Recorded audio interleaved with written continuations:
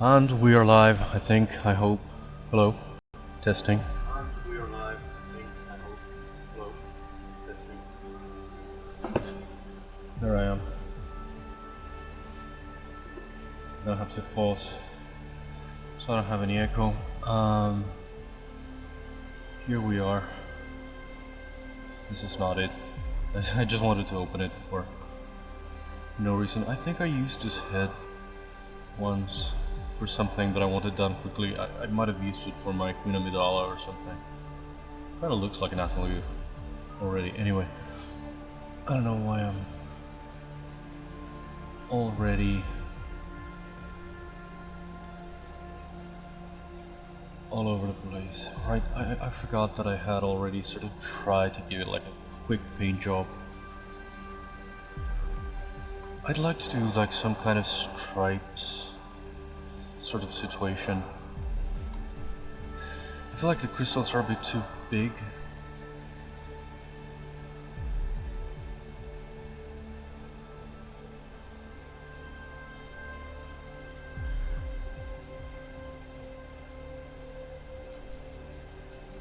I don't know if I should do as in the turtle. The turtle has an actual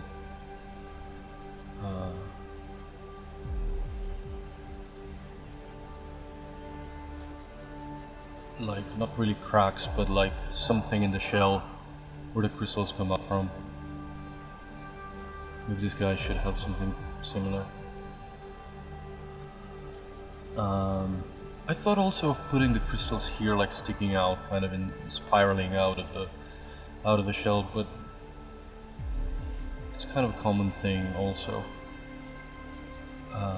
Putting them like as a kind of spine thing in the back.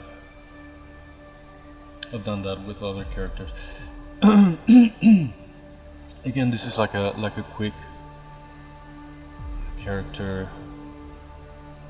Doesn't even qualify as a character that I wanted to do sort of quickly. I had a freaking brush that I did for the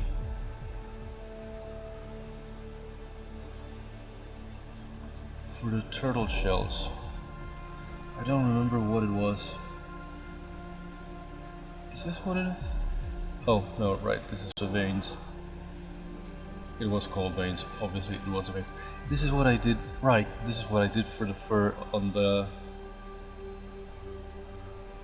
actual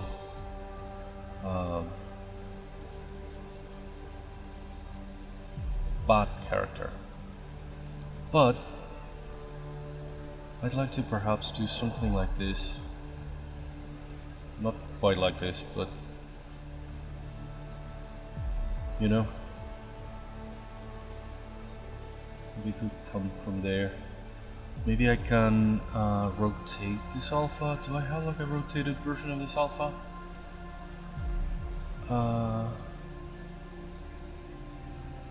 I think I made one for something. Didn't I make one of those for like the turtle or something? Like this but 90 degrees. Hey Runt, how are you? Didn't see you. I'm just trying to get started. I'm looking for this, exactly this, but I'd like to have like a 90 degrees version of that.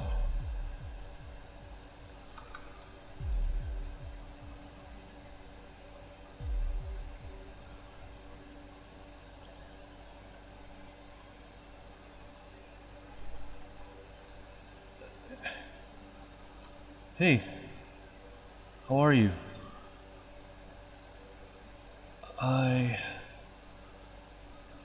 I'm not sure what I'm doing. I'm just trying some kind of texture for this to make like a quick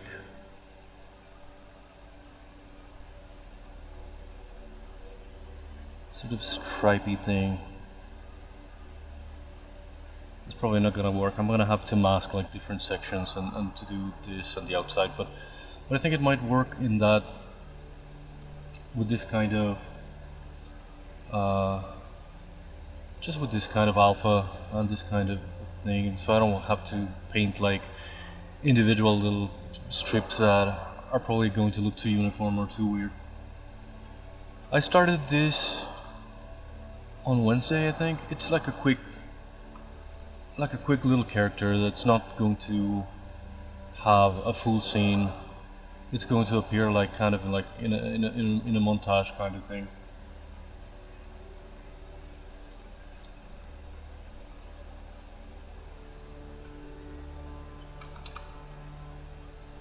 I might, unless I decide to do something, to redo something or to really go back. I might finish it today. It was supposed to be done sort of quickly, because again, it's not that big of a character.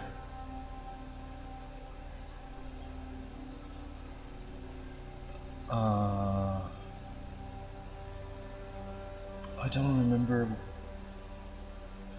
what exactly I wanted to do with this. I think I wanted to give it like first a kind of color base and then with the actual body, and then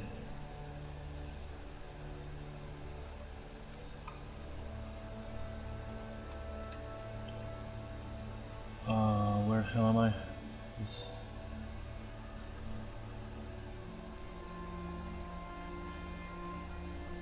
This kind of low resolution. What?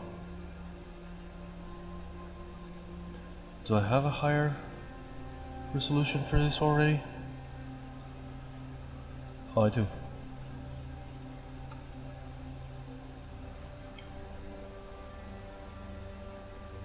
I always give it like this sort of granular texture, and then maybe I soften it.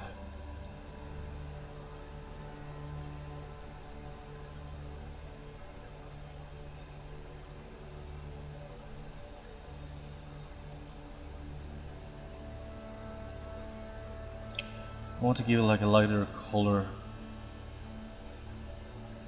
below and sort of darker in the back.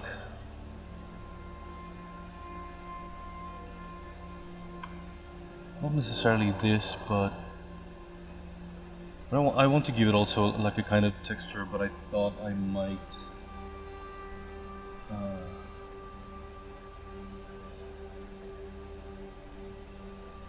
this doesn't look clean at all. This is such a weird ugly hump, but I had to make some part of the body that sort of went into this shell.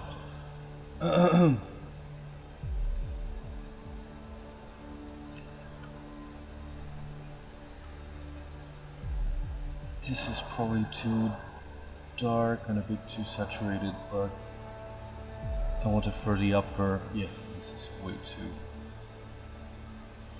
Just for the upper part.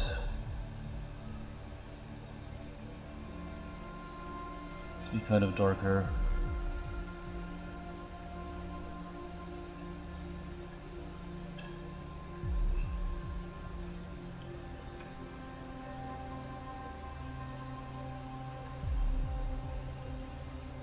Yeah, I just wanted for it to look like there is something coming out of the shell, but this is just so ends up being a weird lump that I don't even know why I'm painting it, since it's not really visible. But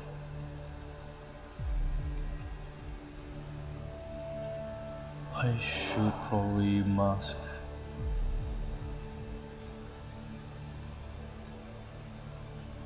the sort of inside with freaking symmetry. I hope I can finish this today. Again, it's not.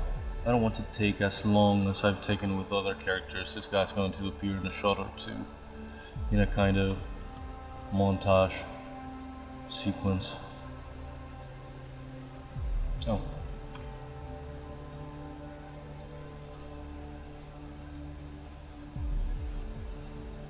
Yeah, this guy probably wouldn't fit in his own shell.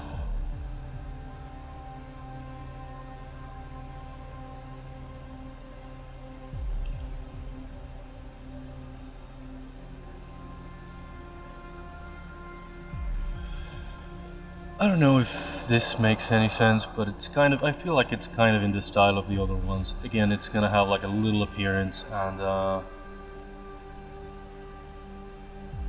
I'm glad to be finally doing some kind of character again. I've been really demotivated and really kind of burnt out since kind of like this the second half of January. Only now I got to do something new and got to get something started.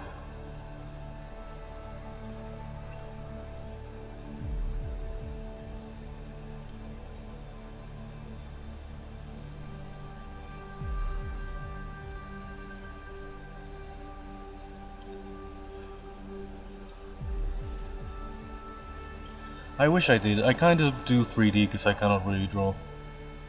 If I could draw, I'd be better at sculpting. Not that I cannot, but I don't know, I don't feel comfortable, I don't feel happy with anything that I've ever drawn. And I don't have the patience or the discipline to stick with it until I get better.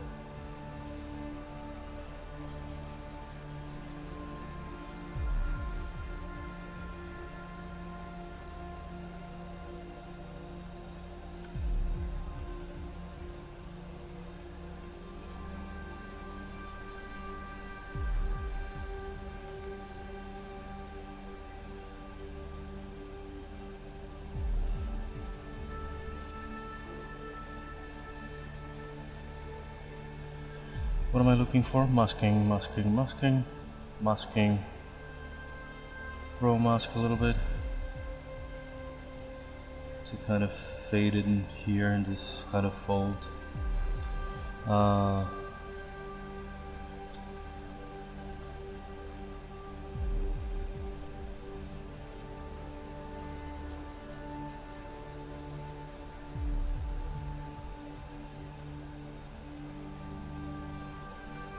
I don't know, let's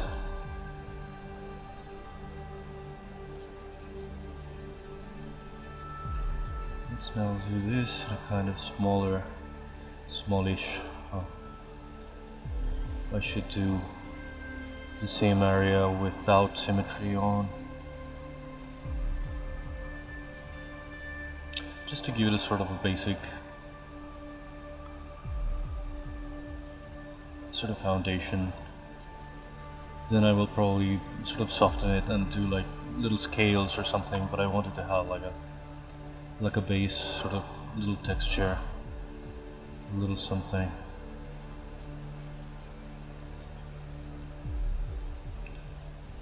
Or it's gonna be completely flat until I do something else.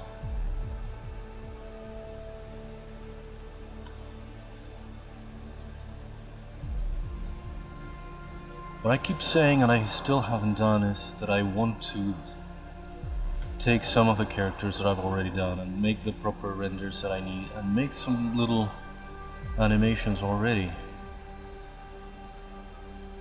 Well, the problem is that I also don't have any backgrounds, but I could use some temporary thing or some kind of placeholder background.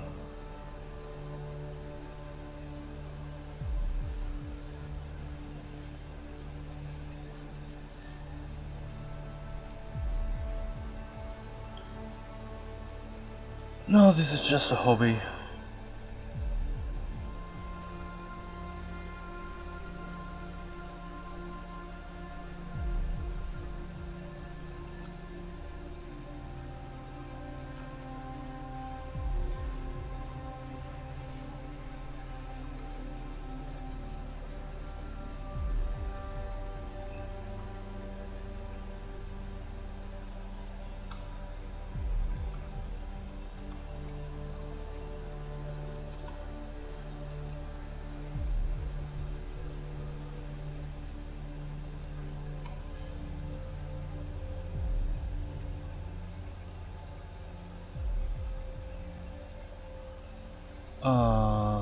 What the hell am I doing with this?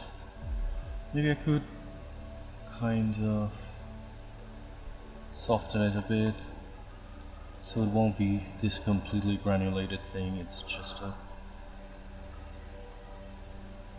kind of base so it won't look like a flat color, like the flat color that it is. Just some marbly kind of texture. And then I kind of overpaint some actual detail on top. But it already gives it like some sort of layer, so to speak.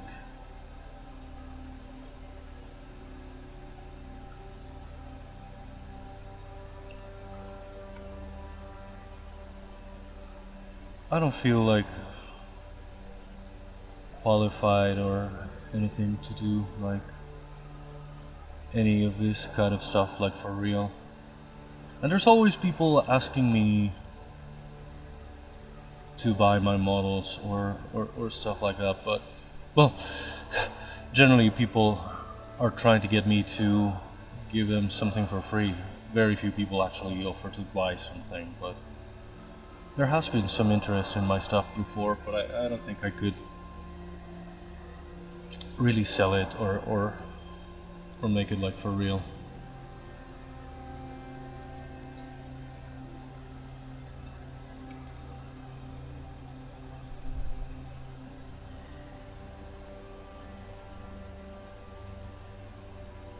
I was telling Aventura yesterday how people generally, they don't just ask me, well, some do, but they don't just ask me for things for free. They generally try to spin some weird story to, I don't know, to convince me or to move me or to God knows what the hell are they trying to do. One came with the story of a sick child, another one tried to spin a story of they making like an Aladdin themed wedding and kind of bragging about it, like how much money they were spending and whatever, but they weren't offering me any money for my model. It's so funny. Not really playwriting. I went to film school. All I know is some screenwriting, but I've never really done anything like seriously. I didn't graduate really, or never made anything with that. So that's also kind of the reason why I'm trying to tell this little story, and I'd like to animate it, and I'd like to tell my original story with my original characters. I'm a kind of a frustrated filmmaker. What am I looking for?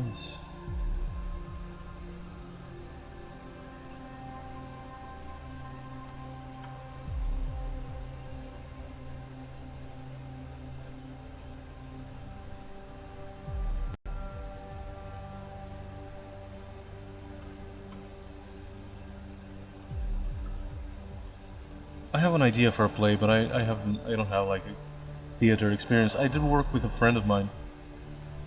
I filmed most of his plays, but it's not really my thing, but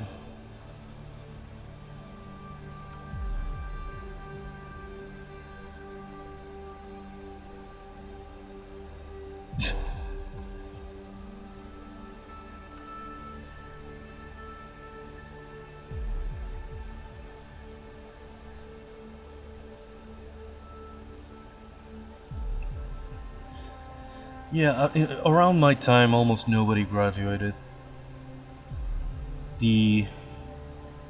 Back then there was a ministry, I think there isn't anymore. The Ministry of Education almost wanted to shut down the school because there were no graduates. So kind of after that they started making it easier so people could actually graduate. But of my generation absolutely nobody graduated except for one guy that came in years later and started from scratch as if he had never taken a lesson.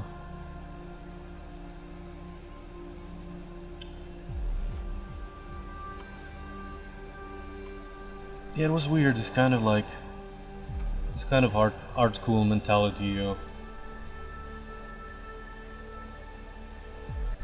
especially here that there's not much of an industry, so people were generally studying something else. That's why they even made it a nocturnal school.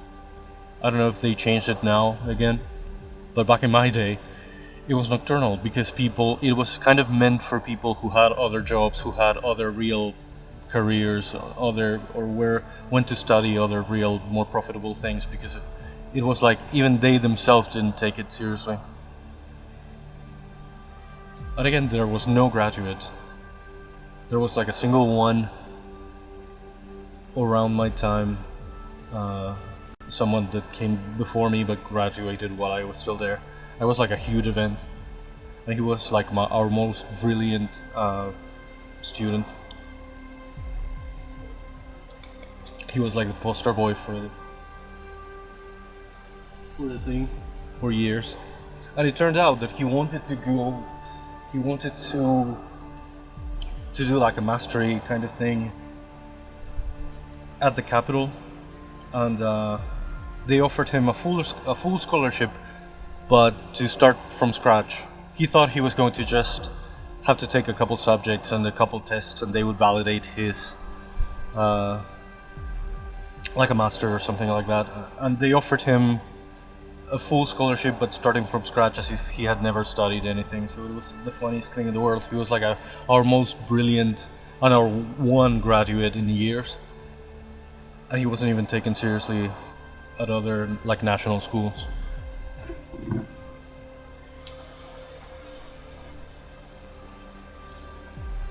So it was a bit of a joke that didn't even take itself too seriously, that school, especially back then. I don't know if it has changed since, but I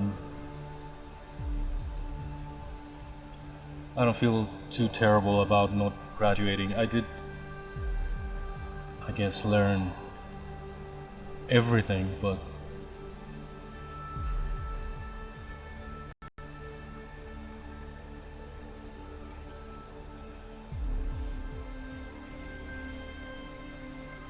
no, that's terrible.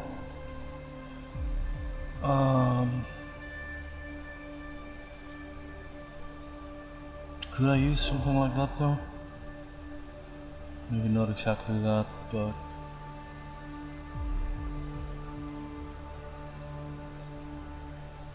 not like this, probably, but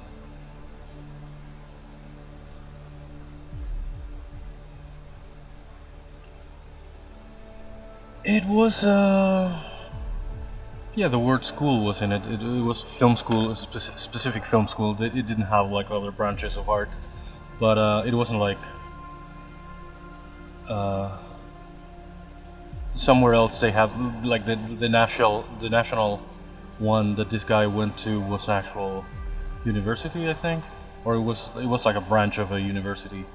Ours was just a state school. I don't even know. I'm not even sure what's the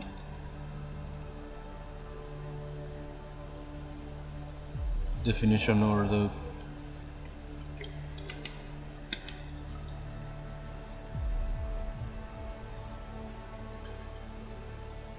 I think now with new media they are branching out into other types of content, and now everybody can film anything in their fucking iPhones or something and just do whatever. But back in the day it was really hard to graduate as a filmmaker, as a director. You had to make a movie in actual film.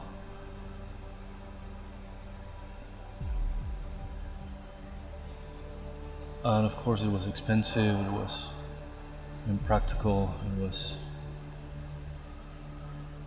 impossible at the time. At least in 16mm, probably not in 35.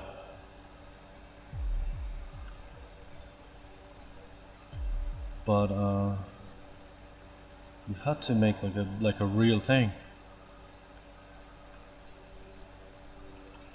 Then around my time, or exactly for my sort of batch, they added other specializations. They added production and screenwriting. And screenwriting would have been the one that I would have chosen, since all you have to do is write a feature. You don't have to make it. And the other specialty that they added was production, and for that you'd have to produce a short film. So you'd generally be expected to team up with the guy that was making his director sort of thesis and produce it for him. So between the two of them,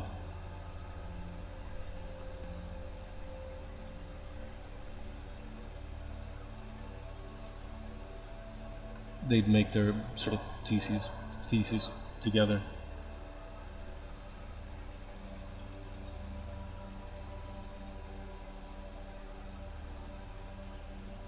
We did do some storyboarding, but it should have been something that we should have focused more on. I don't know why they didn't.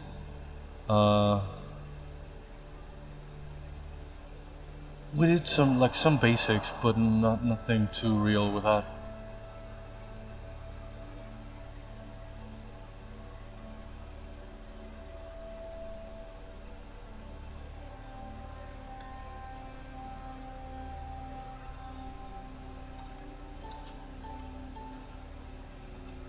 The kind of thing that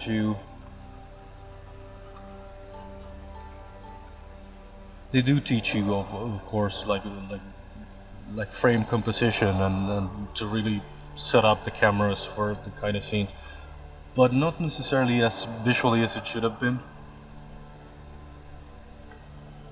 Well, again, I don't know what they do now, but back then it was all very kind of rudimentary and analog.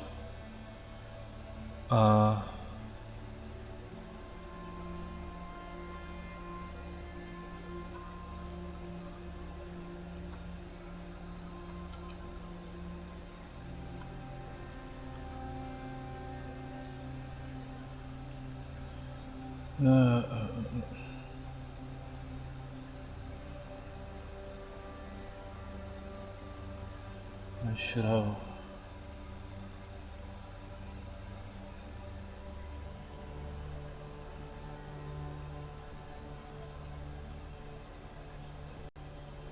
It's almost funny how little we did. And back then, it was an actual subject that everybody wanted to get rid of, but we were taught like still photography, which, I mean, made some kind of sense, but actual still photography, like with actual film and developing it and making copies of that, just as if we were going to become photographers.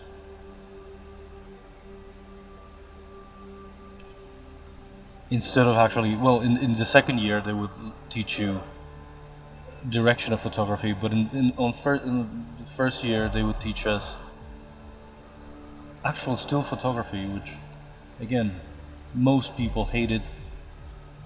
A lot of other teachers were trying to get rid of it.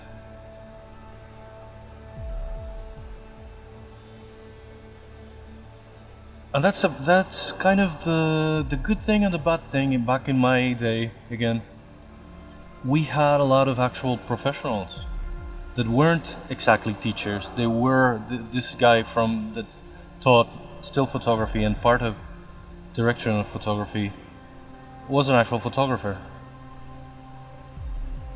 We had lessons with in editing with a guy that was actually a film director and an editor that would come only once a month from the capital and would condense all of his lessons in 1 week.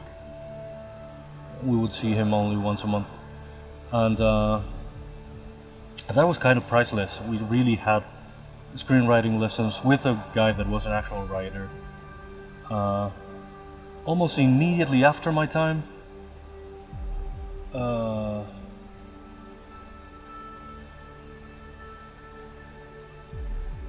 what the hell happened?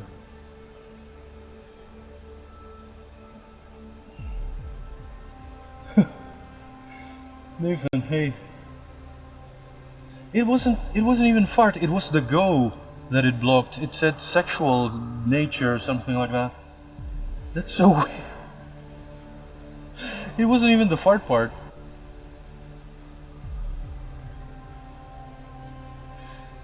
I swear to God. I ended up in the mod actions. It says go added as permitted term. Why did it block the go? You can say fart, but the go was like, that's insane. That's so funny.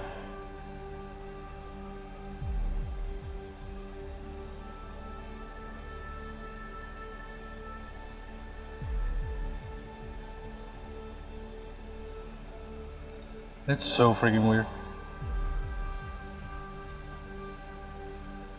Maybe it thought it was goo, but even then, we can say goo, right? Well, I can't because I probably have some kind of privilege, but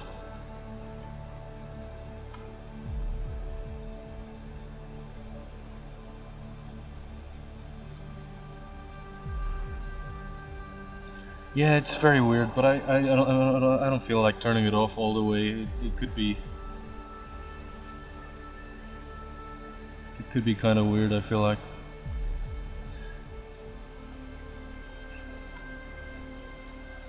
I'm doing fine. Finally kind of doing a character again. I've been so demotivated for so long. I'm glad to be doing something for the first time since like mid-January. I feel like I haven't been doing much of interest. How are you?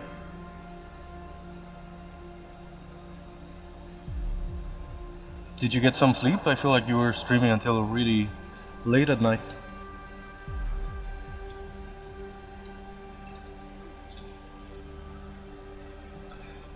So what I was saying is that back in my time, back in my day, I had like a lot of real professionals from the industry teaching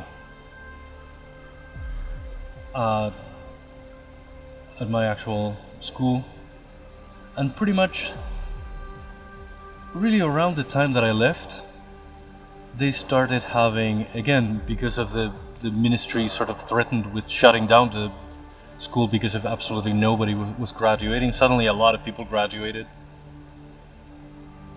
They probably weren't even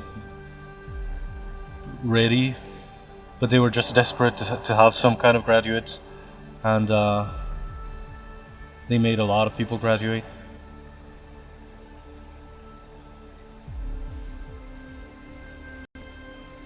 And a lot of those graduates ended up teaching at the school itself instead of the great real professionals that we had before. That guy from from the city that used to come to teach us film editing stopped coming, and he was replaced by one of these actual graduates. A person who only knew a little bit more than us. A person that was just a couple of years ahead. So it was like a combination of things that made me sort of drop out. It was really disappointing that suddenly the really good teachers and the really good, interesting, experienced people from the industry stopped teaching, and it suddenly became this thing where this barely ready graduates started teaching all these really important subjects like film editing and screenwriting also. For screenwriting they had this kind of substitute teacher, a woman that actually came from theater, and she despised film. How do you have someone teaching screenwriting at a film school, and it's a person who hates film, for God's sake?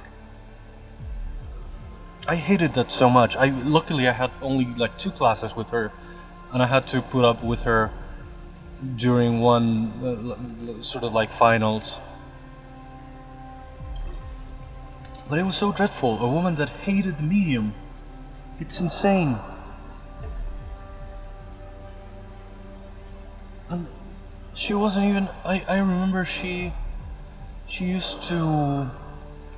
A couple of times she tried to correct me when I was using the correct words, but apparently it was like she didn't even know what they meant.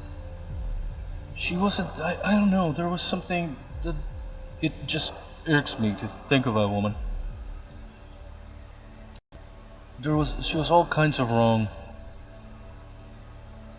It's like she had like a deep ignorance to her that she seemed to embrace some kind of... She was like proud of not knowing anything about film or about anything.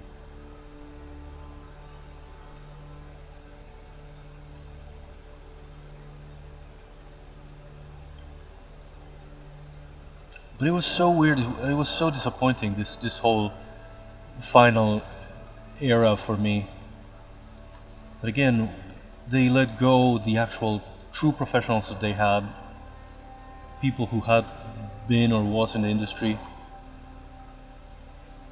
to replace them by these people that were either barely qualified students or people that came from other mediums and really despised film and just wanted to have a government job because it was a public school.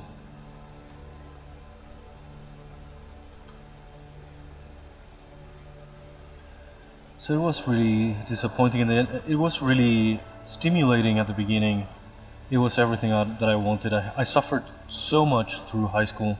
I went to 3 different high schools in 3 different towns. When I finally got out to do, and I could finally go where I wanted and do what I wanted and study what I wanted, it was really stimulating at first. I learned a lot, again from real professionals. And then it turned sour so soon. It's really sad.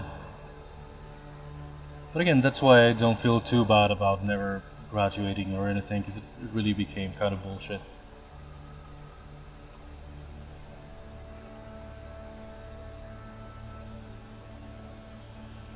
I did go like in the bit of a golden age, luckily.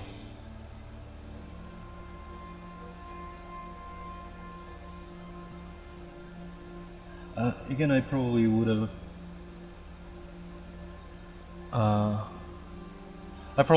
chosen the screenwriting major because it's like the one that you can actually do without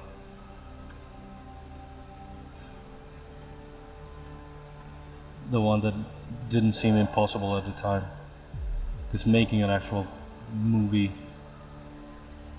to graduate as a director was practically impossible. And I always enjoyed the actual lessons, but I don't think writing is really my forte. It's something that I wish I could do more, or that I have done more. And I've had ideas all my life and everything, but I feel like I never really developed anything specific. It would be like a wonderful tool to have in your belt if you had it. It's, again, precisely because I didn't have like a chance to make anything. My very bad and stupid mentality was like, what's the point? Why am I gonna write a thing that I'm not going to be able to film or going to be able to animate or anything? And it's the exact same mentality that I have with drawing. I feel like, what for? I'm not gonna do a good job. My drawing per se isn't gonna have any sort of value. Isn't gonna be my best thing that I can do. So why bother? It's such a stupid mentality, because it would be like a great tool again to have in my belt that would help me with everything else. It'd be something that I could apply to everything else.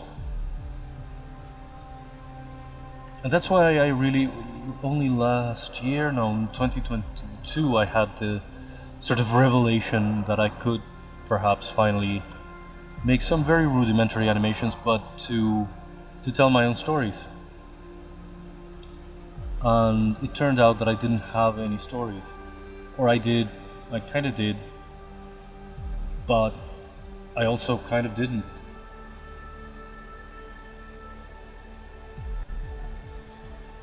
I wanted to come up with like a short story to do, like a little animation. I couldn't think of anything, especially because short subject is really hard and it's never been my forte. I always tend to I come up with a little idea and I end up inflating it so much that it's just at least, I don't know, like a 15-minute story minimum. I cannot come up with a 30-second thing, a 1-minute thing.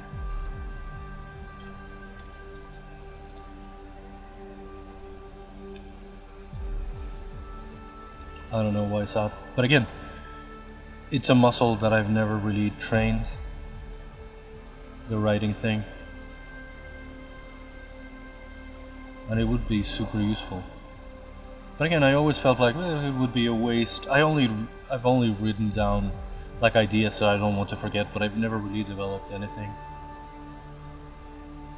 Precisely because I felt like it was pointless. If I cannot film them, if I cannot animate them, if I can't do anything with them, the writing alone didn't feel like it was worth it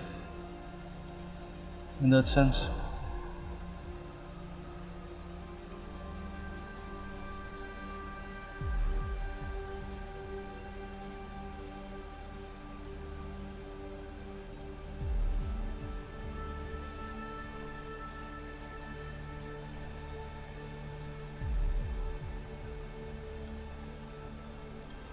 Yeah, it's so much its own thing. Short stories. It's being able to be succinct and to the point, and it's really its own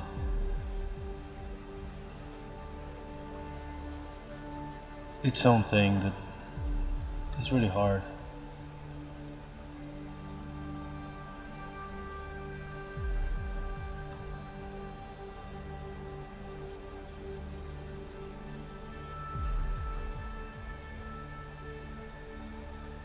Yeah, and again, it's something like, it's like a sort of a muscle that I should have trained in all these years. But I felt like, well, what the hell for? What would be the point? And it's such a stupid mentality. It's like, again, drawing.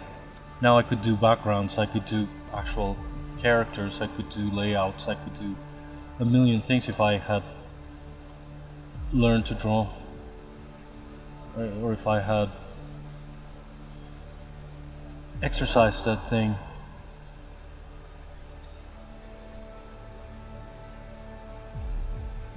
It's kind of like an essential tool in your belt, and I never really treated it like that. I thought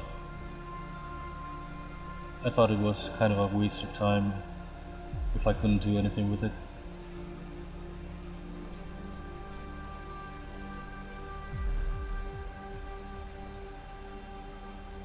This kind of looks like shit, but again, it's gonna appear like in one shot.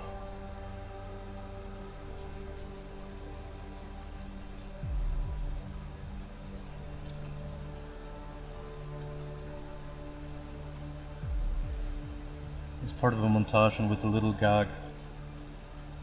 I wanted to come up with a little joke for the montage, and I thought of this character being it.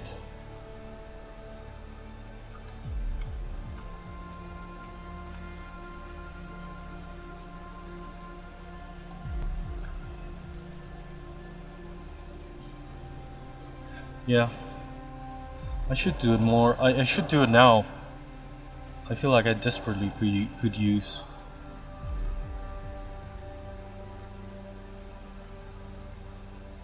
some ideas for short stuff before I really embark on doing this much bigger thing.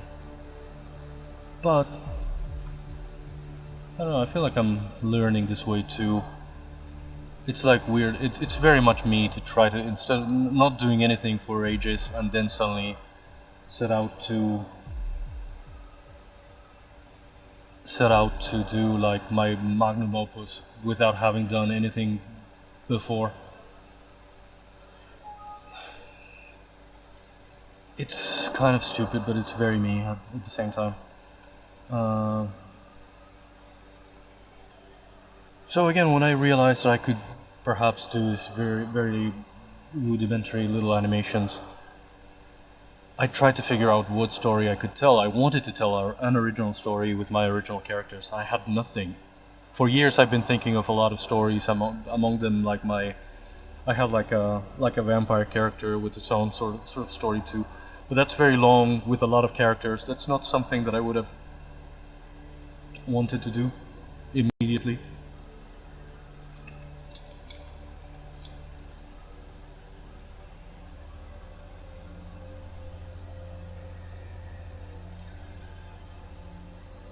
Yeah, that's the way I work too. I mean, I feel like I can do some little exercises and some little tests and some little thingies, but I feel like,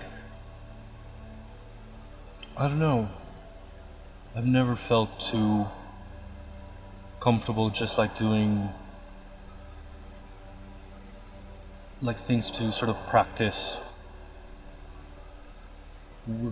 even when of course I do need to learn so many things, I do need to practice so many things. But I feel like I'm learning this way. I feel like I'm a better learner this way, trying to do the actual thing that I want to do, as opposed to spend a whole year doing a million little things that in the end aren't really going to amount to anything, or are going to be useful and everything, but like by themselves are not gonna mean anything. And in that sense, at least, I've done a lot of, and that's also another kind of point. I've been doing this 3D sculpting kind of thing for like the last 12 years. I've done, with my daily challenges alone, I've done 240 characters, and I'm still very limited. I still do kind of the same shit that I've always done. I haven't improved a whole lot. So I feel like just trying to hone your thing, and I have like a very limited potential. I feel like I have like a very low ceiling that I tend to reach almost immediately, and then I don't make a lot of progress. So if I'm gonna get stuck in there, I'm never gonna do anything.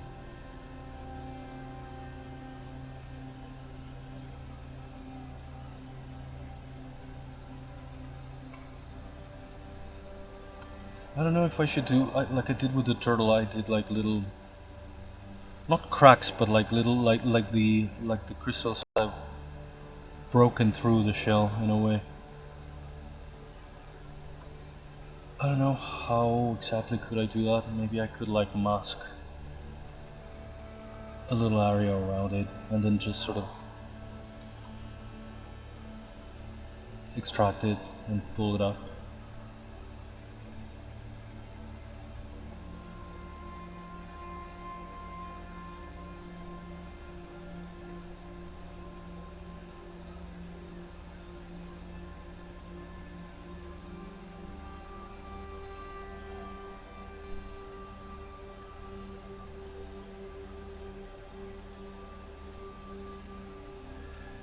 Yeah, no, I know.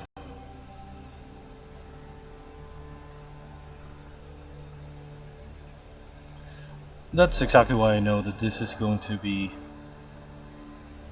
it's gonna be both the biggest thing that I've ever done, and at the same time I know it's not gonna be great, because if I haven't done all the homework of really honing anything until I get there. But again, I am very much like that, and I've been doing the sculpting thing for 12 years and I'm still very primitive. I still do a lot of things like a fucking beginner. I have like a kind of a low ceiling.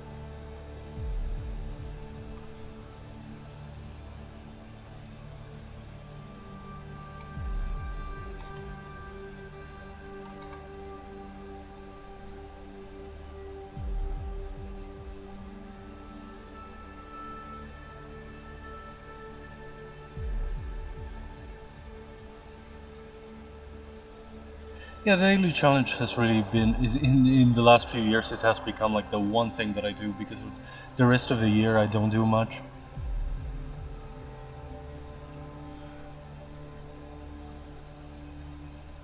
But really has been like the one thing that has kept me sort of kind of honing my skills, but at the same time I feel like I haven't done that much progress with it.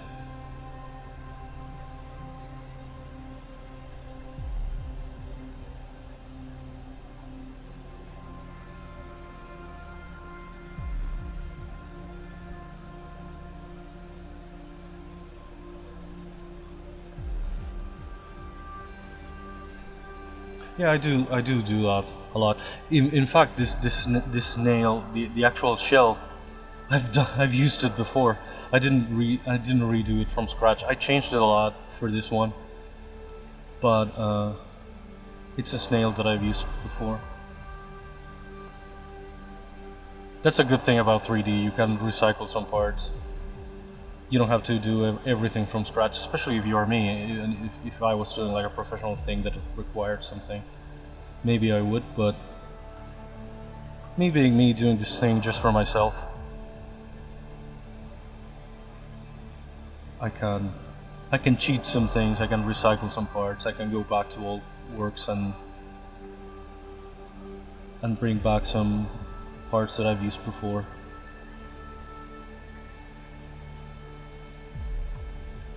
But this is really how I learn. I feel like I learn by making things. Those kind of generic exercises. Probably I would learn, but I would dread making them. I would dread spending time that I could be doing something more concrete and more specific in doing something generic. So many schools, again, like I said, I went to 3 different schools, 3 different high schools. My film school experience ended up being not great. The kind of school experience, doing generic standardized things, getting evaluated, wore me out completely. I have nearly PTSD from fucking school. So I just learn by doing my thing. I know I'm not gonna do my absolute best. It's like, I feel it's really stupid what I'm doing. It's like I'm trying to show up to the Olympics without having trained a single day. But again,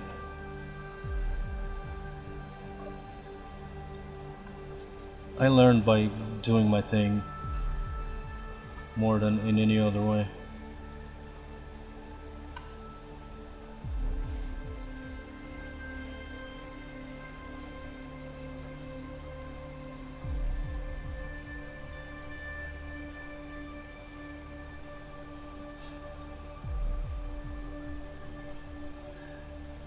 Yeah, well, in 3D you do have like a lot of tools that you can use, and at the same time you can make yourself. I make myself like a lot of alphas, a lot of little brushes, a lot of little shapes. I never rely completely on, especially for something like this that I wanted to be very much my own. I want it to be really more personal and more mine. But there's always like some kind of pattern that you're going to use. Like here, I was using for this little sort of texture in the shell. I'm using this little alpha that already comes with ZBrush, but it's kind of ideal because if it is what it is, if I made my own, it's probably not going to be much better, or it's gonna be a variation of the same. So you can mix and match kind of like presets and ready-made things with, again, your own custom and your own personal sort of things.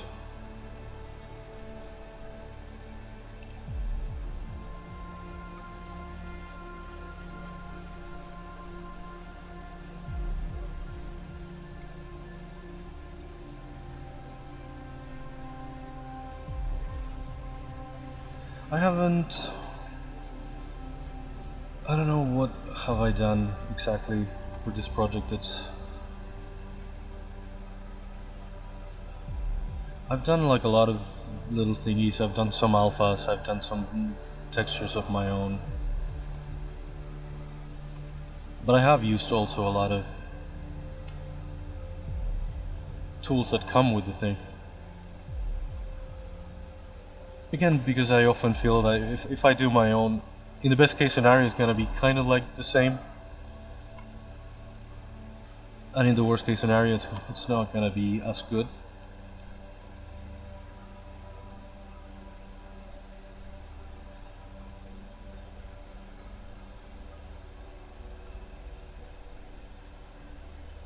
Where am I?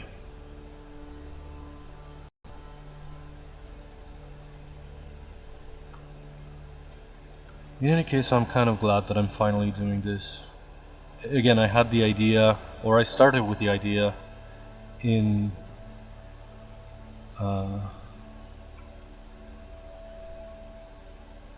in 2022, and I set out to try to figure out what the hell kind of short subject thingy I could do. It was so weird that it was so hard, precisely because I'm not good for short subject. And in the beginning, again, the point was always to tell my own story with my own original characters, but when I couldn't come up with anything, I did some research of what felt like the obvious thing that's always been subject of animation and the subject of short animations, that's like fairy tales and legends and fables and folkloric tales and stuff like that. And I ended up doing some research on that because if I really wasn't having any ideas, and I found a lot of things that maybe I would like to do someday, but I insisted with wanting for my first thing to be really my own characters and my own ideas. And I ended up kind of recycling an idea that I already had for something else that was going to be a story inside another story. And I came up with Ergol, the character, before I had a story for him. I just sort of visualized him because I wanted to tell a sort of a fantasy story. and I came up with him before he even had a story. Originally he was going to be some sort of a goblin.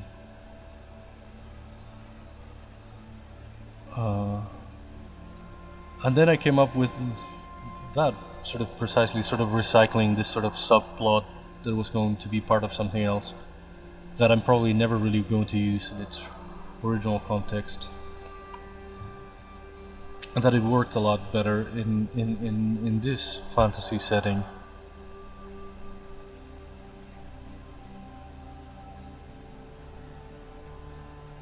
And pretty soon I sort of wrote the first draft that I ended up losing with when my laptop's hard drive broke beyond repair. For some reason I didn't even back that up. I'm not used to backing anything up, generally because if I produce really big files, and back then I had a terrible internet provider. Obviously a text is not like that. A freaking text I should have had some backup of, and I didn't. I never had such an issue with a laptop. I lost not only the first draft that I did, I lost all of the research that I had done in terms of like influences and inspiration and references that I had looked up. So that was also like a big setback. That's why I didn't really work on this for most of 2023. It was going to be like my passion project of 2023, but when all of that happened, I shelved it again.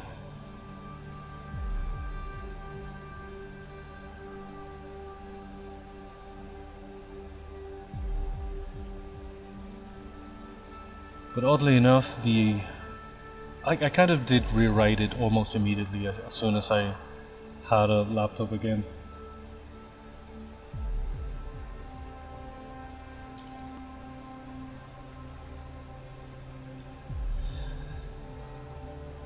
I don't know, I mean... Yeah, probably I'd have to turn it into something like a challenge or something extra. Because writing for the sake of writing, I've never really found appealing.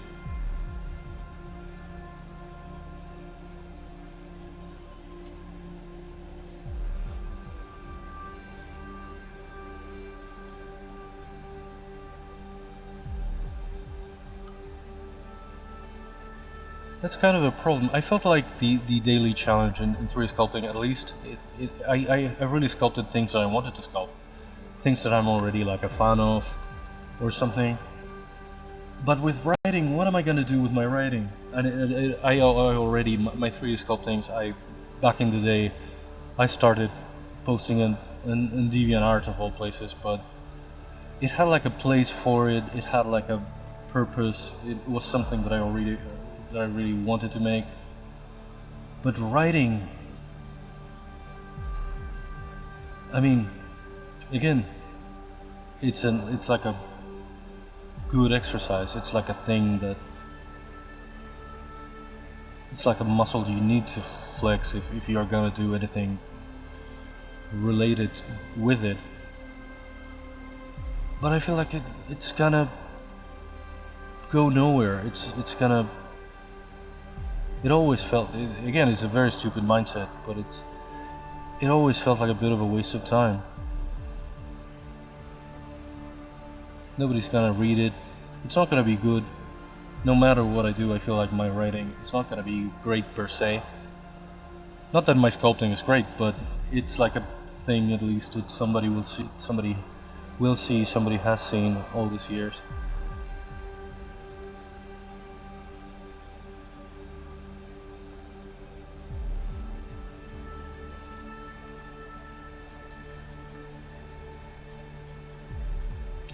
But my writing is gonna be like,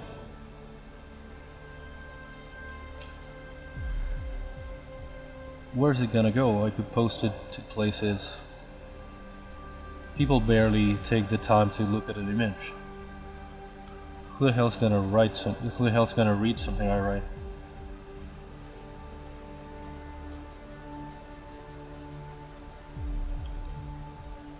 Again, not that I'm doing anything for everything that I've done, since it's a hobby I've done for my own enjoyment and for my own sort of creative outlet kind of thing. But again, something that's not gonna have much of a place or a point or a purpose or a life of its own always felt like a waste to me. Nothing of what I do for internet points or for anything or for attention. I've gotten some in all these years, but in general I've gotten very little. Not that I'm complaining, again, I probably got a lot more than I deserved back in the day.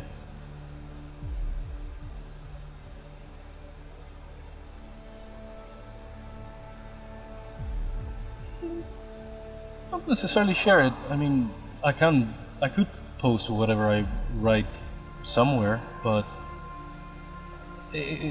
precisely the story that I've been chewing on for years of my vampire characters. That one I'm probably if I ever do anything with it, I'm probably going to have to write it. I feel like the only way I might do like some little, in this same kind of animation, I might make like some key scenes or something like that, but I'm never gonna be able to tell the whole story in any other way than in writing, I feel like. Because it's very long, it has too many characters,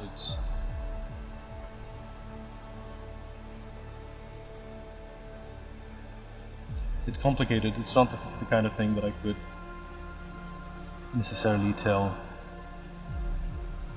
in any kind of audiovisual medium. And I am more of an audiovisual guy. I'm not a guy of words or writing.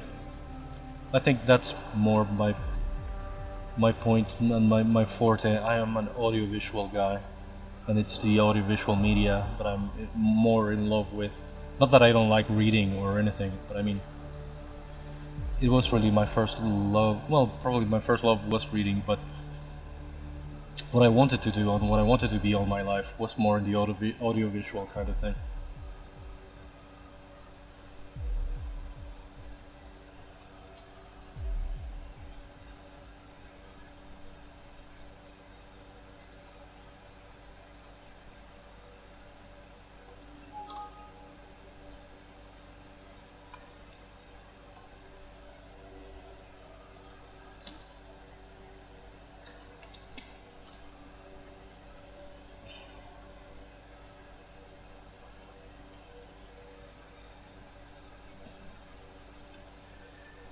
In any case, I'm glad I'm finally doing this freaking thing. Even if it takes me forever, I don't mind so much. And also, streaming has given me, oddly enough, it was like the unexpected factor that really pushed me to finally get myself, get this really started. I wasn't doing anything. Again, the one thing about my daily challenge was that it became like the one thing in the entire year that I made, like kind of art-wise. The rest of the year I wouldn't do anything else. I have lost the habit. That's why I kept forcing myself to do the challenge, because the rest of the year I was doing like nothing else.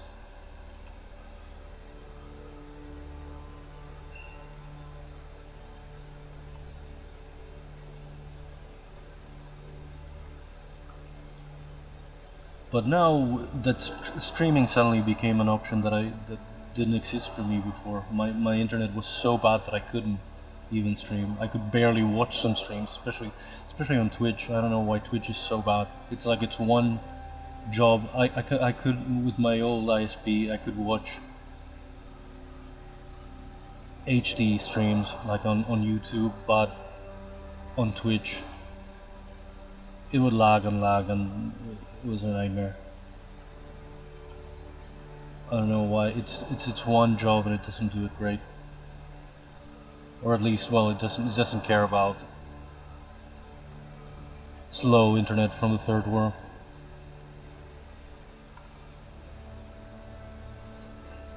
But suddenly streaming gave me a bit of a purpose also, and a schedule, and a need to be consistent in a way that I didn't really have before.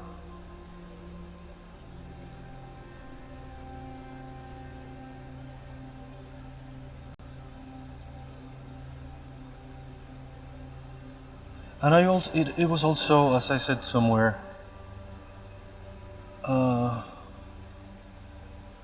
I'm at a point in my life when I'm not doing much of anything.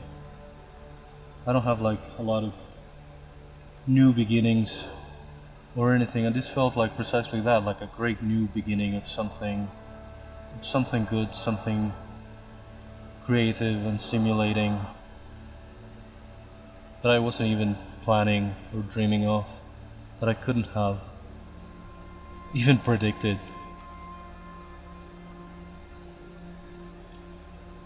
It has been like a great thing to have.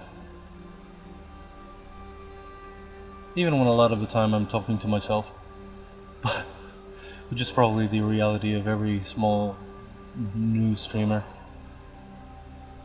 I see a lot of people more talented than me stream to cricket.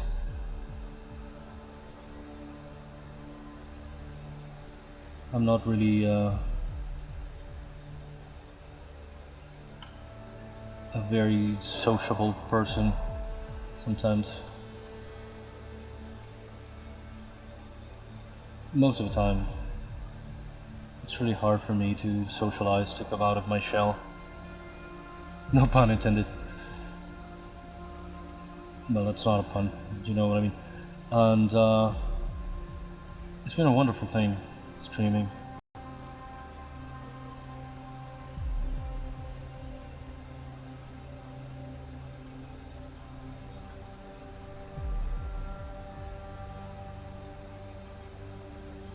I don't know why I have, well, I kinda know why, but I have always had such a huge social anxiety. I'm the kind of person whose day can be ruined or made by a single interaction.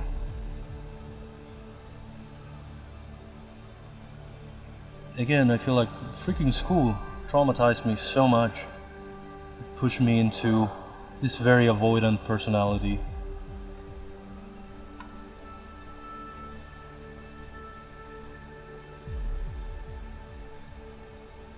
It's so insane that your formative years can make you or break you. I feel like mine broke me more than anything.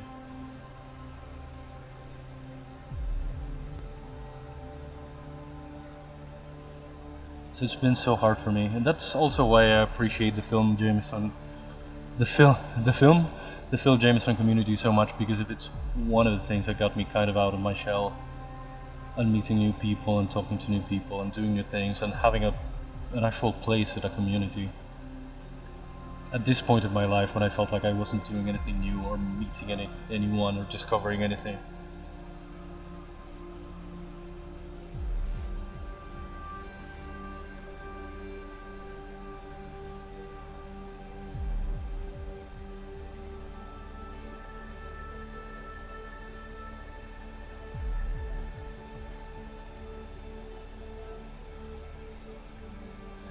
Yeah, it's insane again how a very socially anxious person like me, I never thought in a million years I would be able to do anything public like this. It's so unlike me, but it has been so good, so positive. And for most of it I enjoy it. Only once I had like nearly a kind of a panic attack and kind of freaked out and didn't really want to stream, and I think only once happened to me. It wasn't a full-blown panic attack, but I was kind of.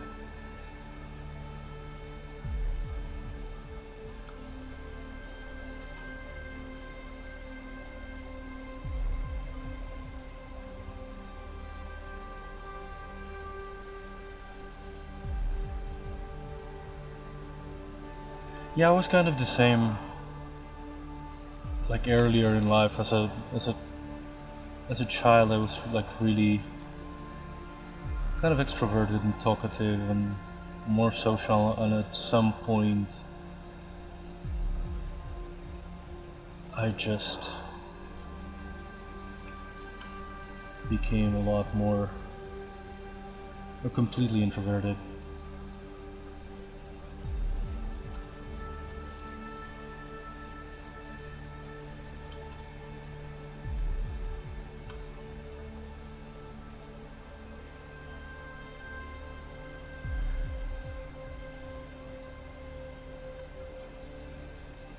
I think like around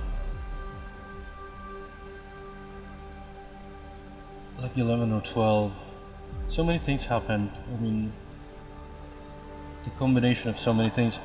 One of the main ones is I was kind of, I always say bullied, but apparently by definition you only get bullied by your peers. When it's someone in a higher hierarchy than you, it's not bullying, it's abuse.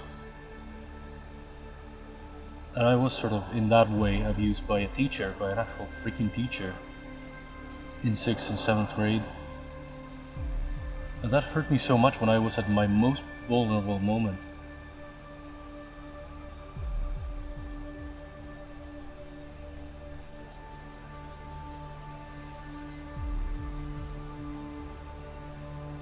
That dreadful woman.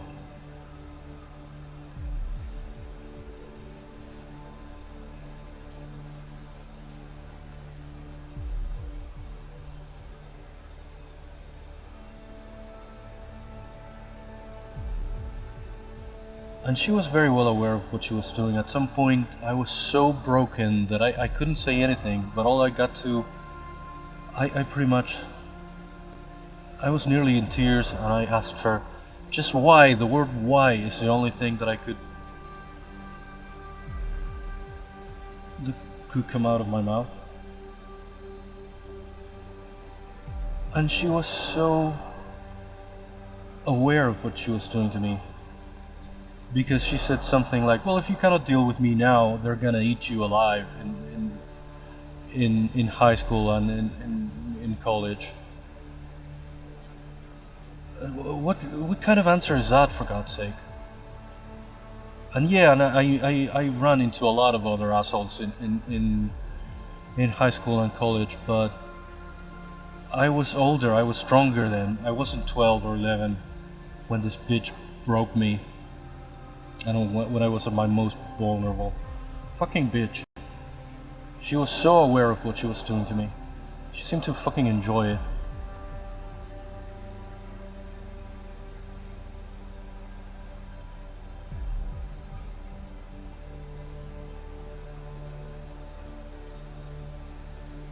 Not too long ago I found out that she died. That she lost control of her car. And got herself, her mother, and I don't know if her brother killed too. It was insane. I don't know what the hell exactly happened. Again, the newspaper only said that she lost control of her car.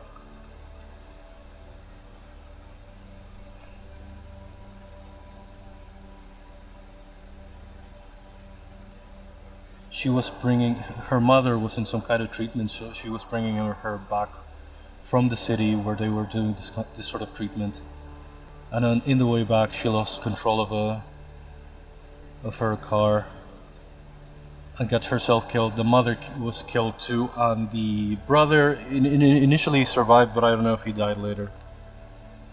It was insane.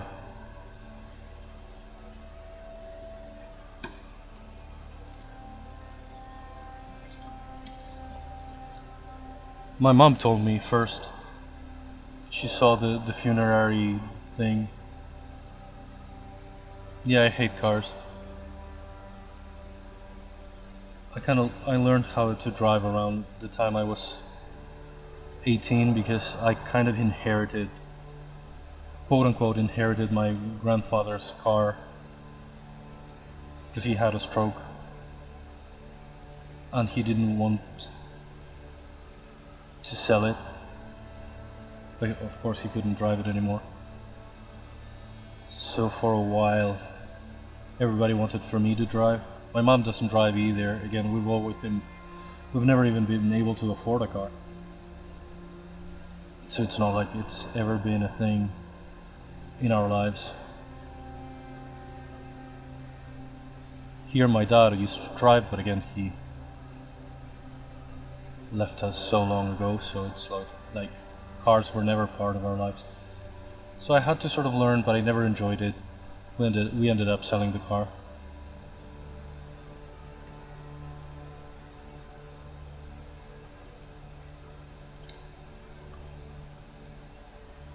I was never like a good driver, really. I did feel like I was given a firearm, not a vehicle.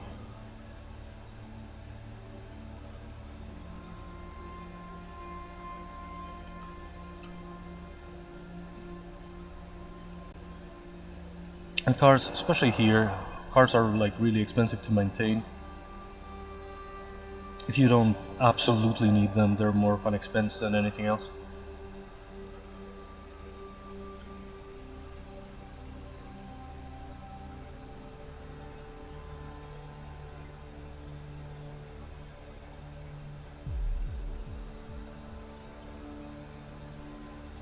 Yeah, I absolutely agree with that. I have no love for cars. Especially, because I don't know, I feel like in America or Europe maybe it's a more common thing. Everybody has a set of wheels, but here it's kind of a prohibitive thing. It's kind of like a social class kind of thing. It's kind of a divider.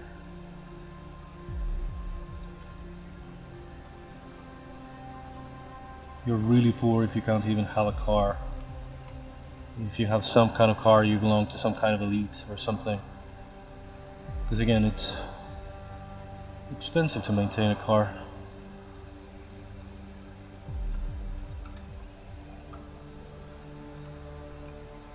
And not really convenient unless you really, really need one.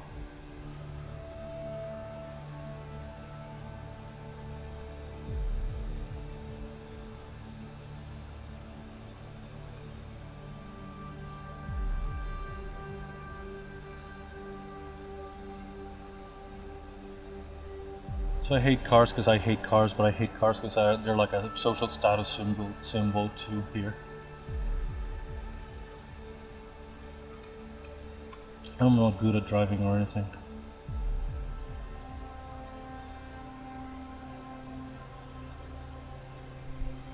Oh, I have a lot of Discord notifications. What the hell is happening? Oh.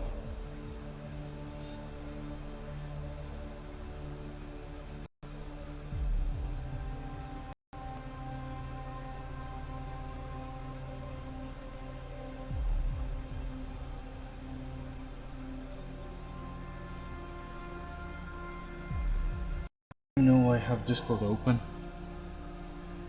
Sometimes, luckily, freaking OBS has been behaving lately, but at some point it was like very consuming, like too much in resources.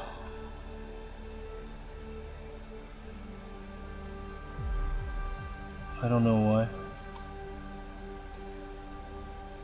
So I'd have to close freaking Discord, but now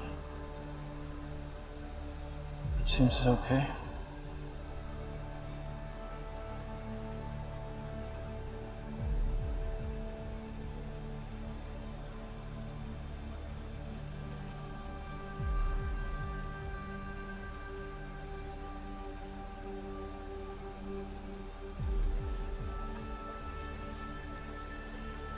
I don't freaking know. Again, I might fix a lot of these things like in Photoshop, since I have to make them like in different layers, in different bidimensional layers. I have to render them to rig them in 2D. So a lot of these things I might end up fixing in Photoshop. That's kind of easier for me.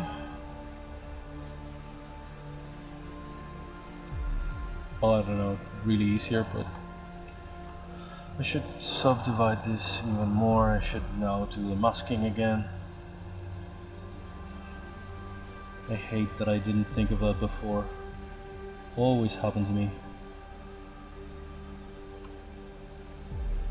I do some masking and it turns out that I have to divide the thing again.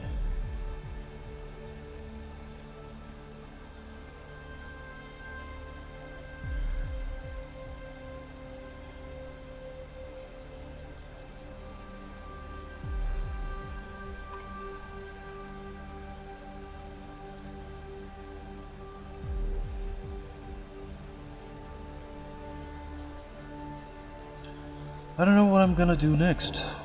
I don't think I'm gonna finish this guy exactly today as I was hoping. Well, I don't even know what time it is.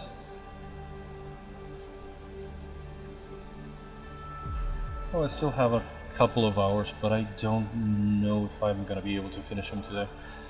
Again, I really want to make like a bunch of little sort of characters that aren't going to have a lot of screen time, are going to appear only in like in one scene without dialogue or anything, and I'd like to be able to make them quickly, just in a couple of sessions instead of like 8 as I've done with the turtle and stuff like that. But I guess it's not that easy, and I set out to do something simpler.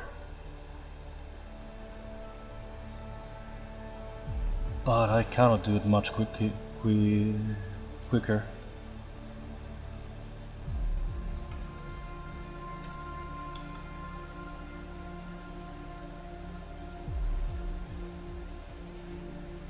I really need to make some environments. I tried to do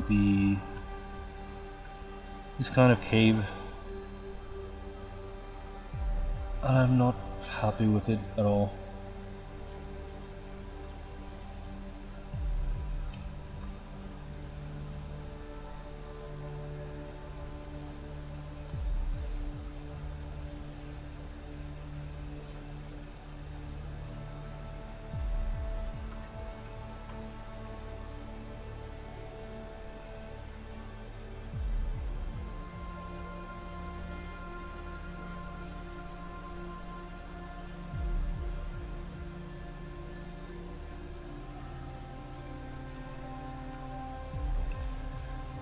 That's another kind of hard part of this entire sort of project, to really decide, quote unquote decide. It's gonna be a mixture of just what I choose in terms of style, but also what I end up being able to do in terms of backgrounds.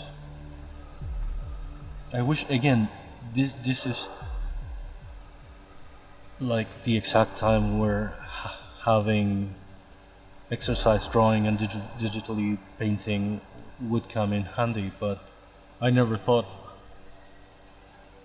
I'd come to need to make backgrounds for animation. In a million years, I never thought the day would come that I need to have that skill and I wouldn't have it.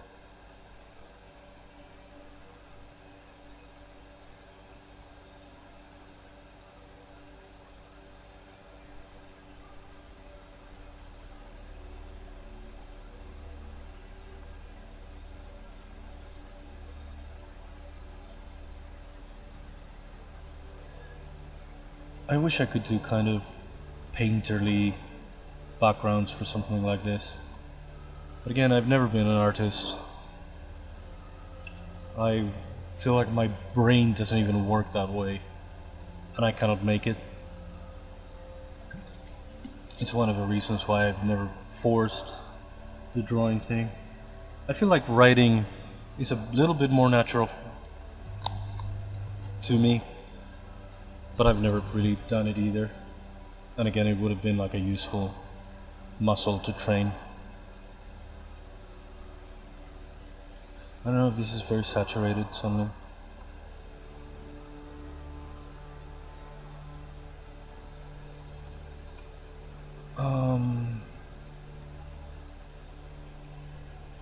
What the heck kind of texture can I do with this guy? Because I wanted to give it some kind of...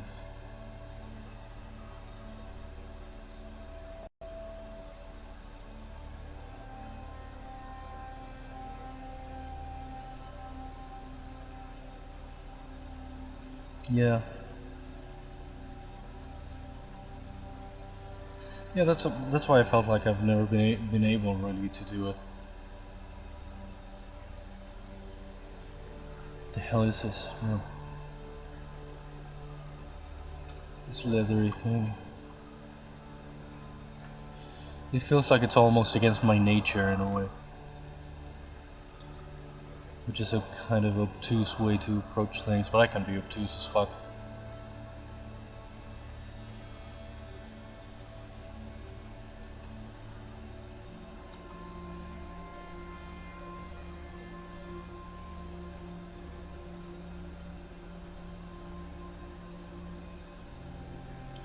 Yeah, it's weird how inspirational sort of has become to people the freaking PewDiePie video. How he made some actual progress from not being able to draw to actually drawing.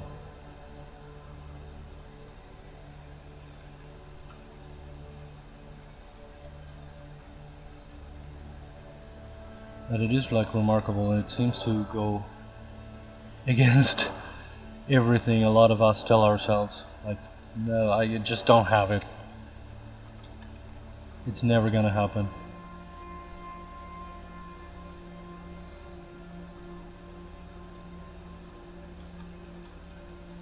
But he went and did it. Of course, he's a millionaire and has all the time in the world. And he also turned it into content. So it's like a win-win from every angle.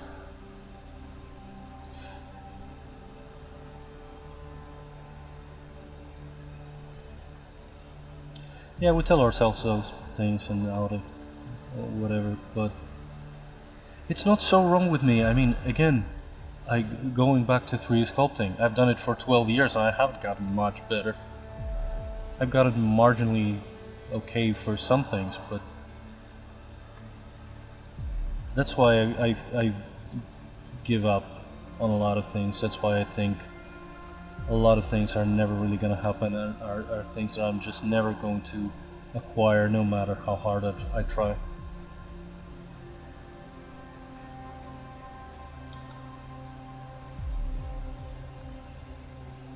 I feel like exactly, again, it sounds like very convenient in a way and very obtuse, but I honestly feel like it's like a way my brain doesn't work.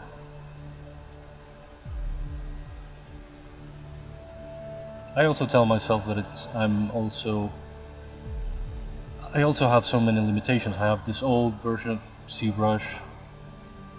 Some tools from newer versions would be very useful for me, and I don't have them. Like that thing when you do like one thing here and you can replicate it. This old version doesn't have that. I'm doing this in mouse and keyboard. I don't have a tablet, so that's also a limitation. Those are all excuses, of course, but I mean,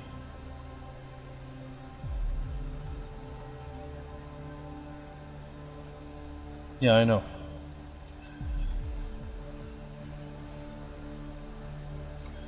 Yeah, I am.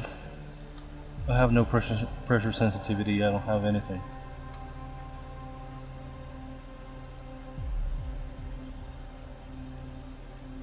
Aventura freaked out too when he found out.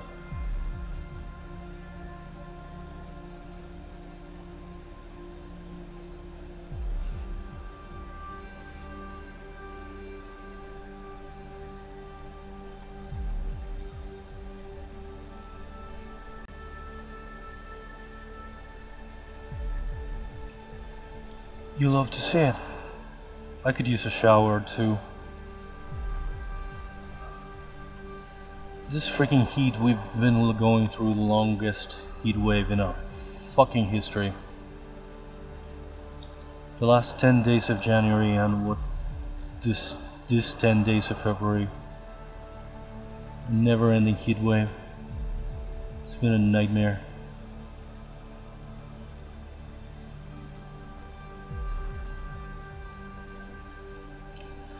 I did buy like a very basic, the only tablet I could find in the market at the time, and I never really got into it.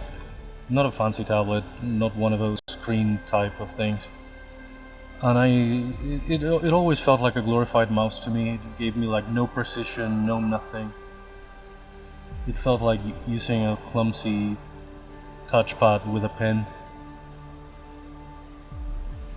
Probably because it was a shitty tablet, but I mean, it was all I could get. And I never got used to it, never really worked for me.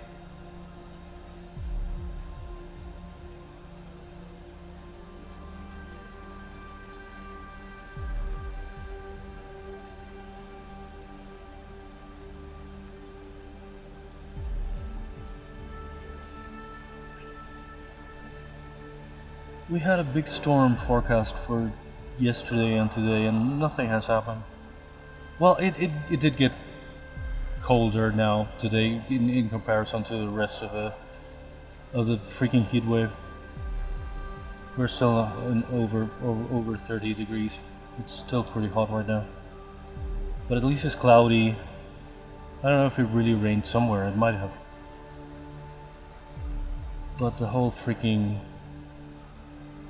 storm that they've been warning us about. We've been like in orange alert for a while. Well, not for a while, for a couple of days, and it didn't happen. It might happen tonight, I guess.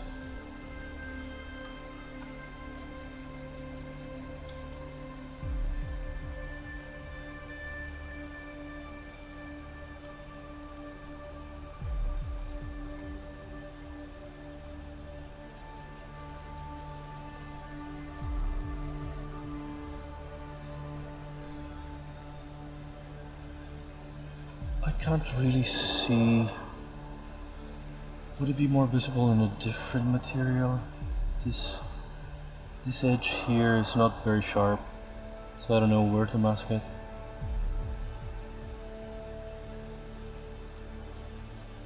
I don't know if I should make it sharper, but at this point I don't think I will.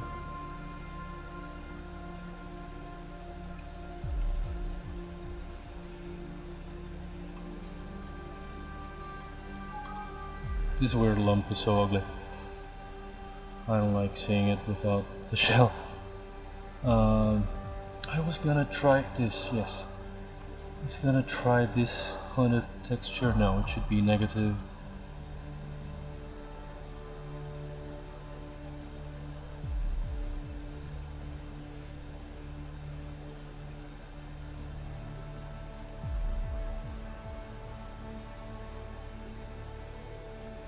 Probably not with symmetry. At least not in this part.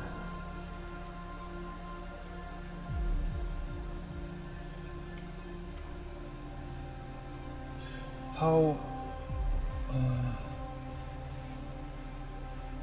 much of a texture should I give it in this part?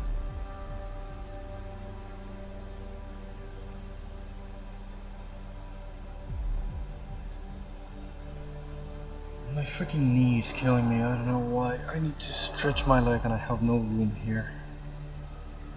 This freaking desk. I need to turn the chair around and stretch the leg. Ow! Maybe this, but softer? Question mark? Like, instead of this, more like a hint of that texture.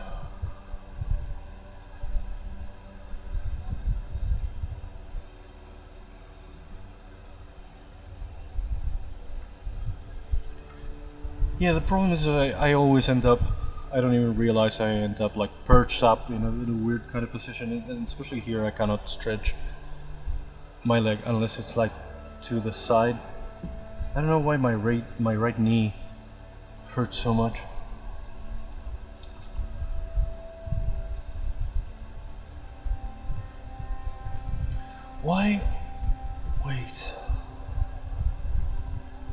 Is the subdivision really uneven here? Why is it making like a good print of this texture up here but not down here?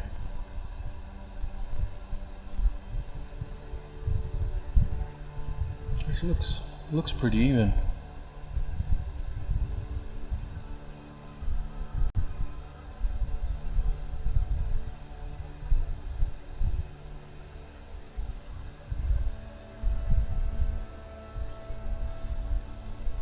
I was meaning to ask you, is that like a kind of remaster of Banjo-Kazooie, or is it like a very well emulated version?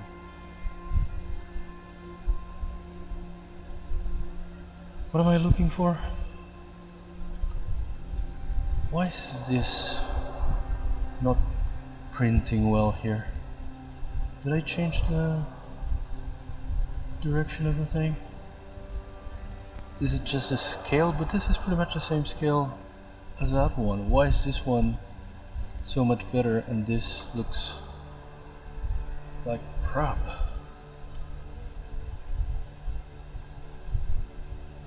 Could I make it like much bigger?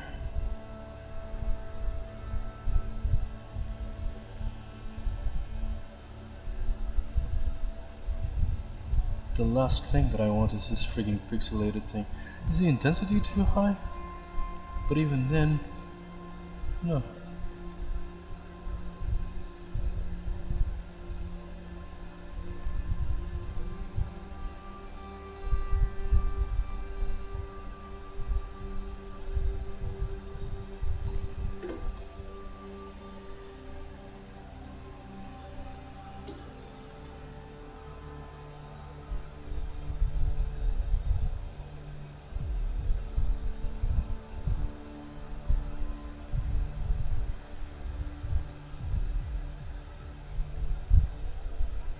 Because it looks so good, I felt like it had to be like some kind of, not remaster really, because it's the same geometry and the same textures, but the coloring was so good, the fact that it was widescreen, the fact that the texture anti-aliasing was so clean as well.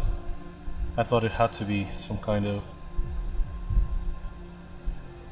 maybe not necessarily remaster, but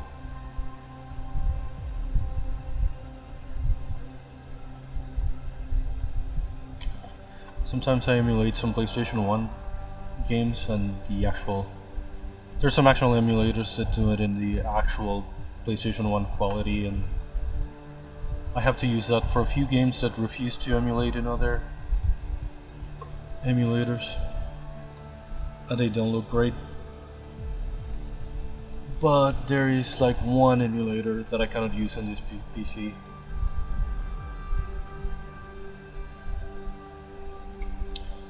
That really does a better job. Does do like it does give you for one the actual widescreen option and a much better culling for the textures, and you no longer have that flickering warpy thing. Sadly, I cannot use it here because it only runs like on Windows 10. And I have Windows 11 in this, Windows 7 in this computer. What am I looking for? Deformation, not polish, smooth a little bit. Did it work? What happened? Did that smoothing do? Should it be like a much bigger texture?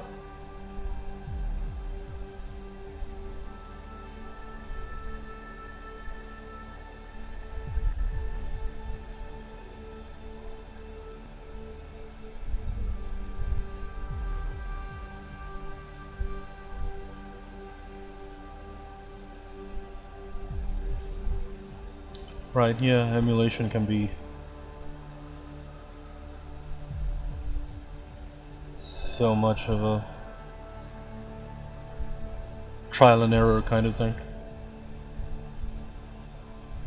I wanted to play more games here. I wanted to play a lot of PlayStation 1 games. Well, I don't know if a lot of them, but they're kind of my more of my thing than anything else.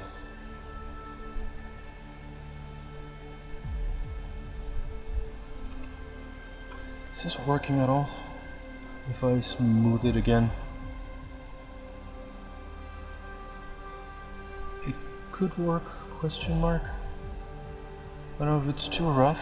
I don't know if it needs an entirely different kind of texture in this.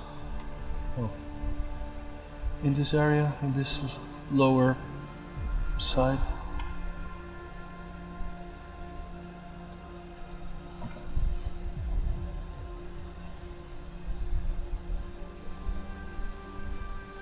Yeah, Mega Drive was my jam too. I absolutely want to play a lot of that too, and it's easier to emulate and it emulates better. I'd like to do maybe some themed entire months and do like Jurassic June, for example, and play all the Jurassic Park games that I have, and a lot of those are 16-bit and 32-bit games. I never really had Nintendo here, because Nintendo, I feel like, again coming up with the social class kind of thing. But Nintendo is it's kind of a luxury brand. I don't know why. It's disproportionately more expensive, or it feels like. Maybe because if there was more like a whole bootleg market of games for other consoles, and for Nintendo you just had to get Nintendo or Nintendo and nothing else. So it was more expensive no matter what.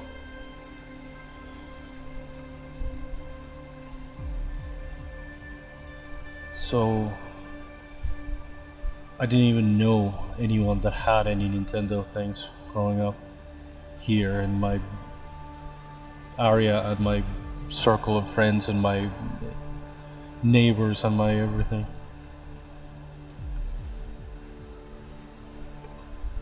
I think in the real world it's sort of more balanced, but here it's like, again, it felt like it was disproportionately more expensive, but it was probably that there was more of a bootleg market of cartridges, and certainly in the CD era.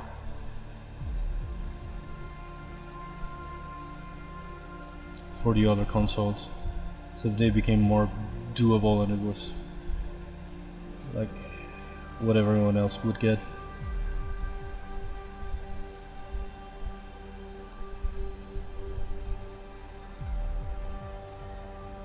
No, not Spain. I wish I was in Spain. I wish I was in Europe. I wish I wasn't in this shithole country with currently the highest inflation in the world. This country was always shit, but right now we're in the fucking shitter. Yes. Bingo.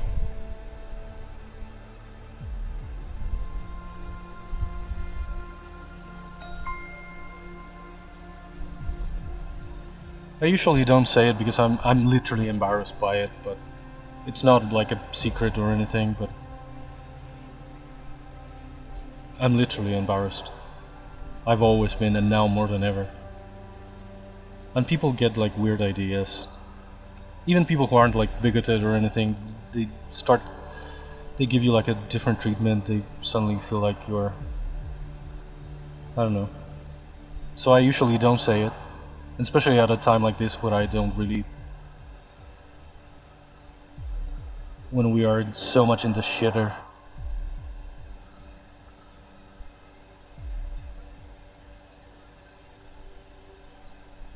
No, it's okay, don't worry. Again, it's not a secret or anything. It's just something that I'm genuinely embarrassed by.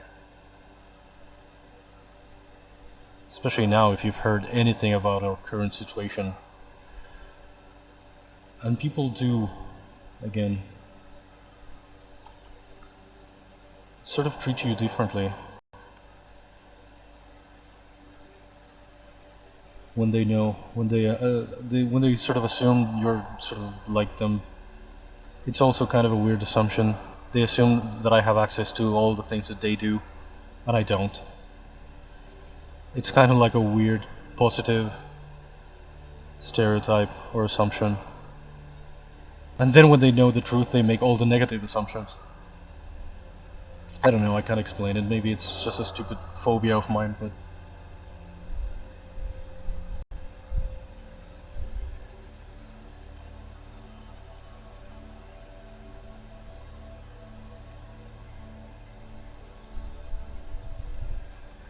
Yeah, I don't know, but it's like, especially in the internet, it's like being...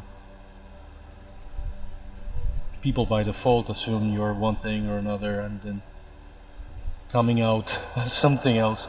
It's like a weird thing.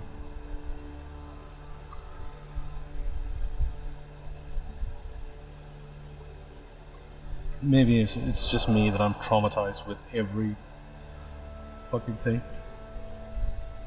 I have a lot of traumas that people don't even realize exist.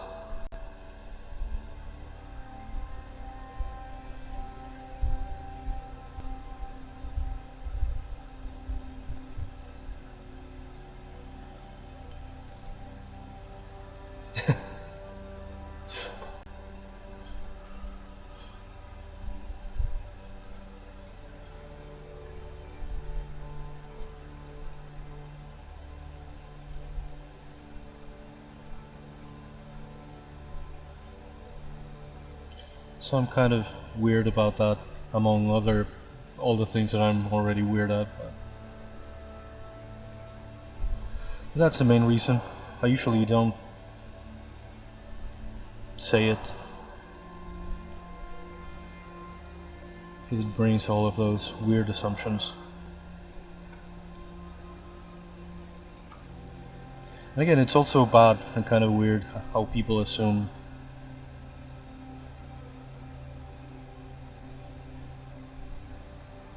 people's assumptions don't ever adjust to one side or the other. They either assume that I have first world privileges, or when they know, if they know the truth, they assume I'm like in a slum or something, which I'm not, but it's... and there's nothing wrong with that, but I mean, there's like no middle ground for the way like people treat me. I feel like it's very strange.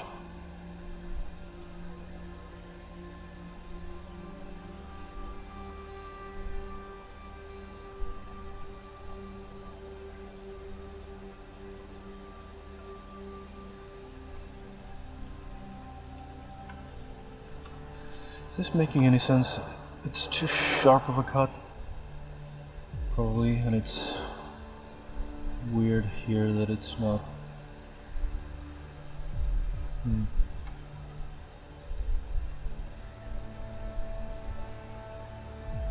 Can I soften the whole thing here?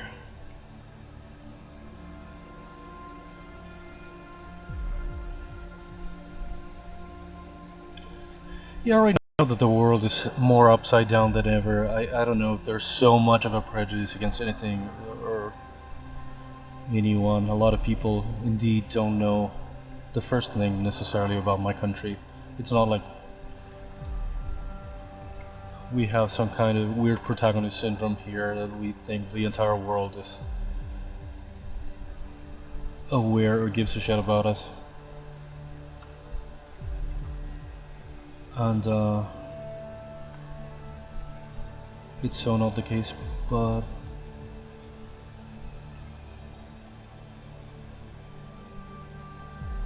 I don't know, this is, especially with this current situation, it's like not something that I want to share, or not something that I want to talk about, and I keep talking about it. But again, it's nobody's fault, and it's not like a secret, it's not like anything. What was I trying to do? Crow mask. Uninverted. Nope.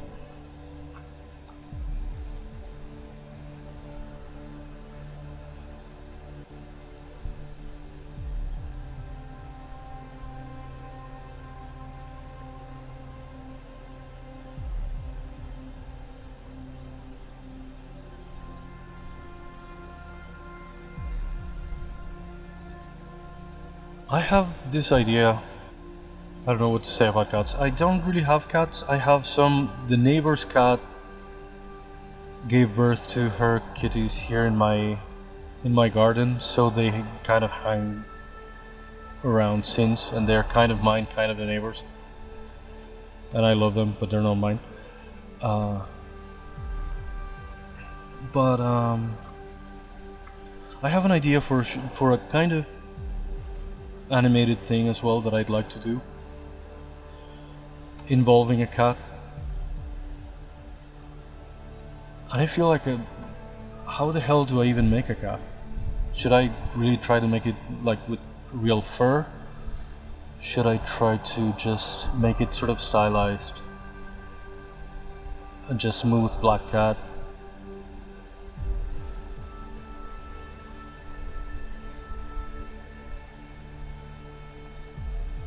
Anyway, God knows when am I gonna work on that, if now my priority is this, but I kind of want to write it now because it's like very fresh in my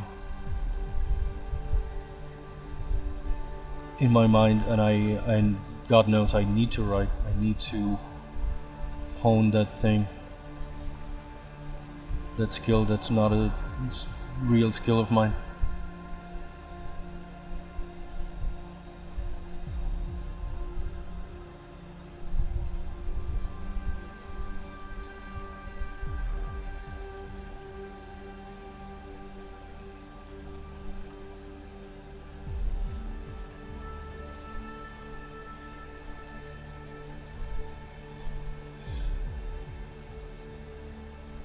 Yeah, but since I cannot really rig it in 3D or anything, I feel like I'd have to make it broken down in parts, almost like if it was a doll. So if I did that with fur, with actual fibers, it would be probably a pain.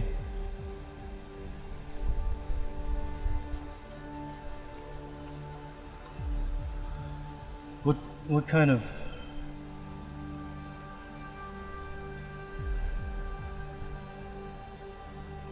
kind of anthro art would you make?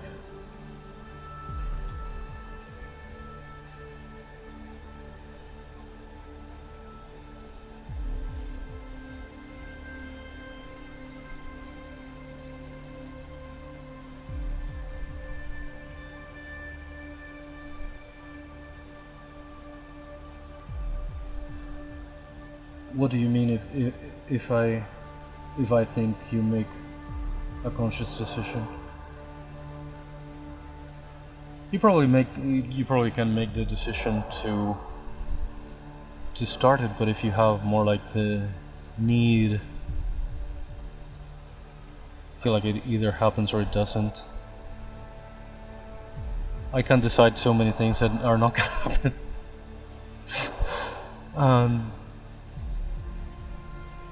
I feel like, especially for me, it's not an act of will.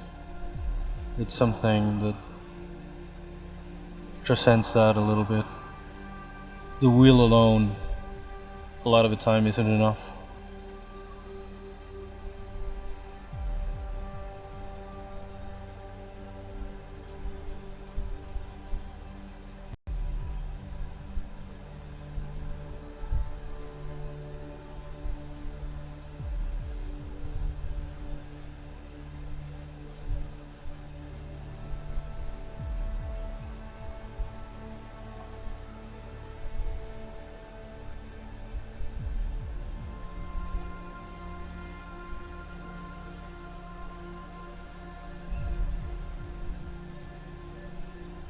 Centaurs, cat people, dog, etc. That sounds cool, especially with your style and your skills.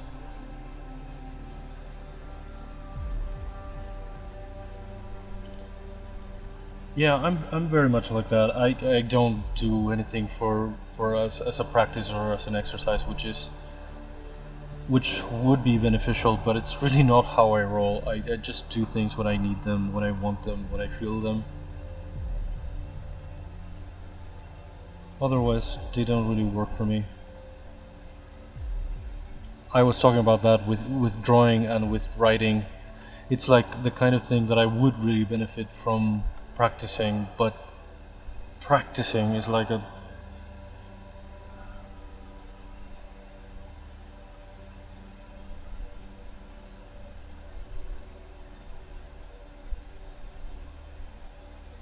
That's very cool, the PGN tuber thing, the cat avatar thing. And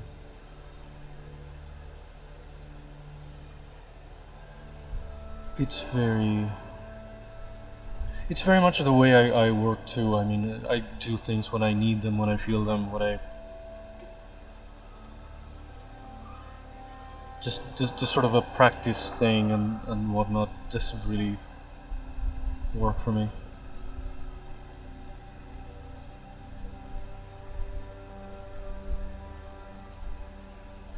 Yeah, that's the hardest part, right? With art, really visualize something and then you try to make it happen, and it does unavoidably becoming a skill issue for everyone.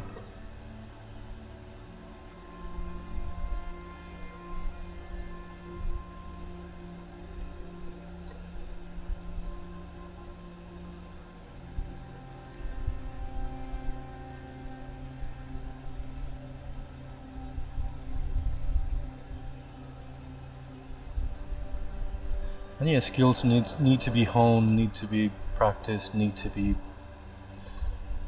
But I can be so freaking obtuse with that kind of thing. I feel like, well, I don't really have this skill. I'm not really gonna take it to... Going back to the sort of metaphor that I used before, I'm not gonna be an Olympic level anything, so what's the point? It's a stupid mentality. It's really not constructive at all, but it's really kind of the way I work, the way my mind works. If I'm not gonna do it for real, if the thing itself isn't gonna have like a great sort of value as anything but practice, I feel like it's kind of pointless, and it's very stupid mindset.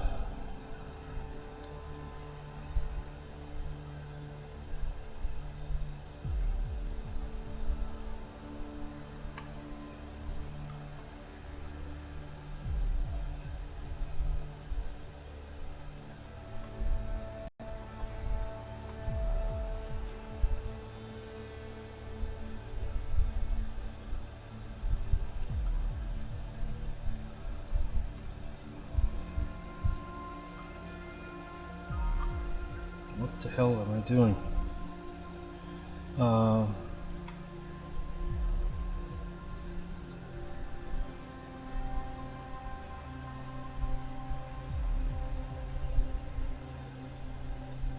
Yeah, but that's also a slippery slope. That's the one thing that I've learned to avoid.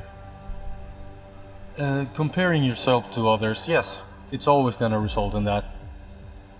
And it's unavoidable because you see what others do and you want to get there, but you kind of struggle with it. And but yeah, it's the road to permanent dissatisfaction to compare yourself to others.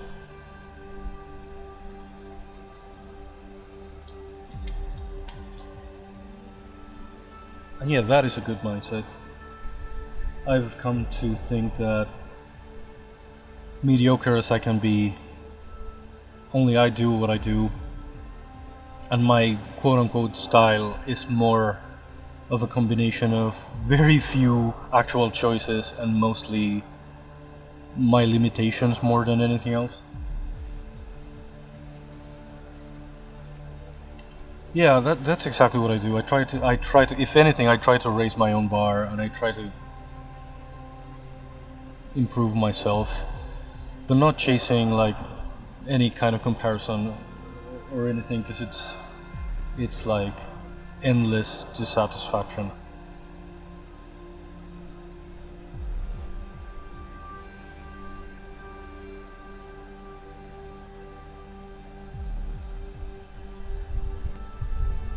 So I don't really compare myself to others, but I am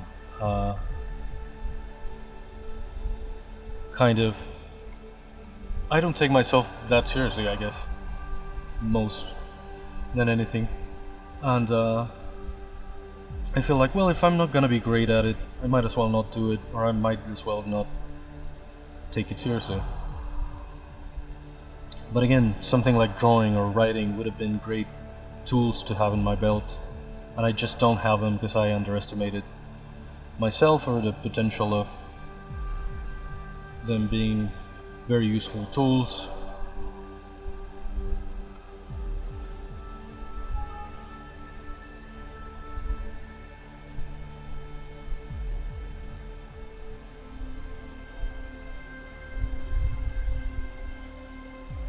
I'm also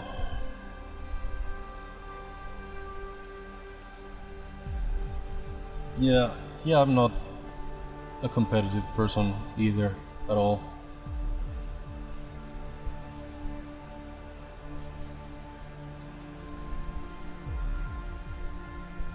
But yeah, you sometimes become frustrated when you see, especially me, when I look at the insanely detailed kind of things that people make in ZBrush. I'm like, what the hell am I doing? But yeah, again, I feel like there's like a brain configuration that I don't have, which sounds very convenient as an excuse, but I truly, a lot of the time, feel like my brain doesn't work in that way.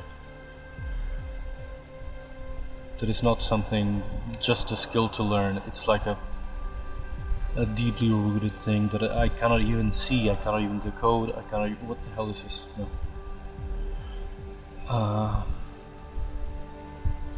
Because that's really what it is. It's like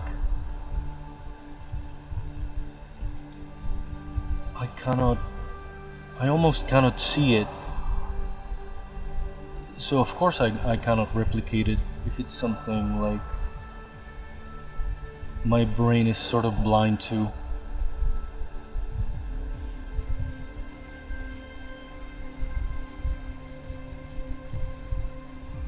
Sounds like a very convenient excuse, but I mean,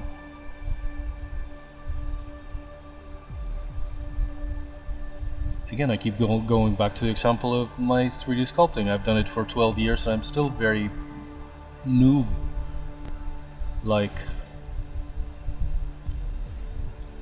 In the same way that if I did drawing, I feel like I would still draw like a child if I did it for a decade.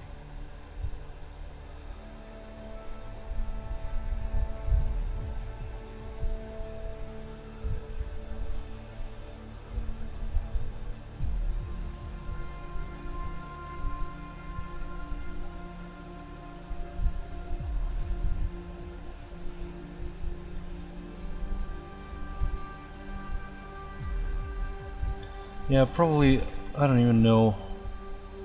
Here, in the last few years I've been considering many things about my mental health. Again, I was so jaded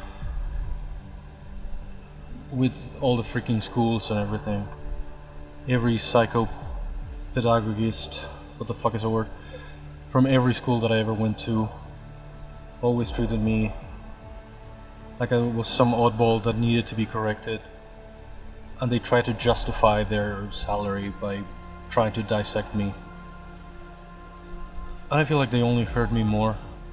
So I've never seen any kind of specialist or any kind of anyone. And right now I don't even have money or access to much of anything. I live in a little town and I'm limited by the public transport to go anywhere to do anything.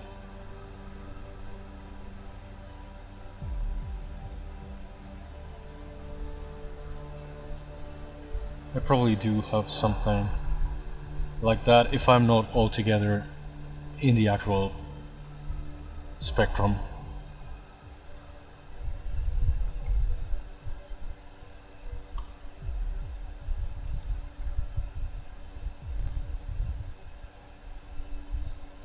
Which would explain a lot.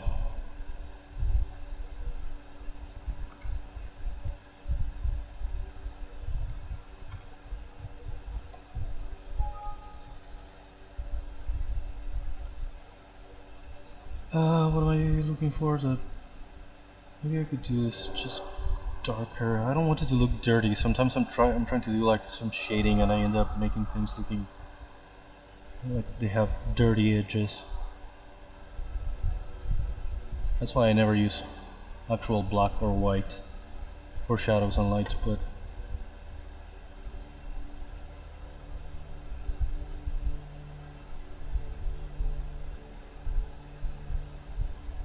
hey Ergol. I need to make more with freaking stream elements. I feel like it doesn't really say anything. I don't want it to be spammy either, but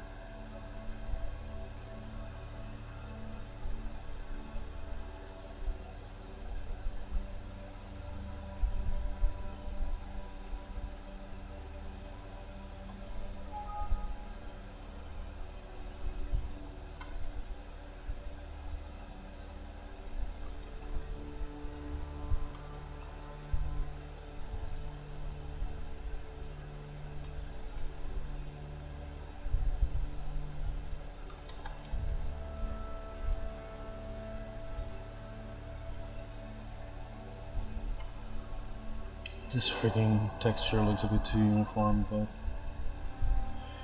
anyway, we're gonna see this guy probably just from this angle, maybe a little bit from the front, but I don't know. He's just gonna appear in a couple of shots. That's why I don't want to spend way too much time on him. But at the same time, I don't want to just churn it out and say, well, it's done. It has to kind of match the style or the whatever of the rest. I'm happy that I've been coming up with this stupid little ideas that end up being driven by the story as well. When I came up with the Scarecrow character, that's not really a character either, it just appears for a little while and it's like kind of half mechanical, half magical. It's not really alive. And then this snail, I also came up with it for a little gag because I wanted to have in this sort of montage sort of scene. I wanted to have like some kind of visual jokes here and there, which I don't have a lot of humor necessarily in this, but I wanted to have some.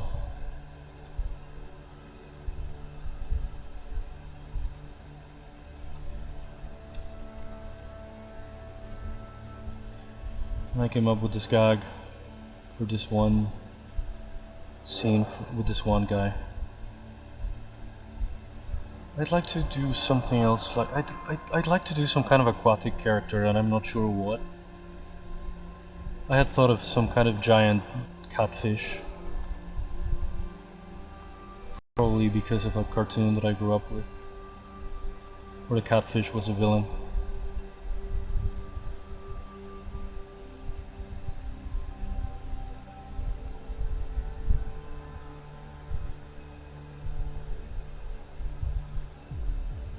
Okay, see you later. Thank you so much for hanging out and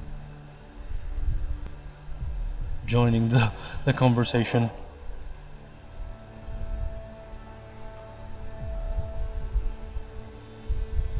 It's been really nice today. Sometimes I just rant about weird things.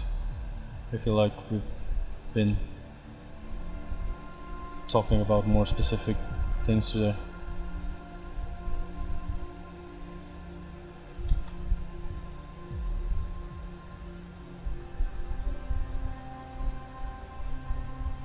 Thank you.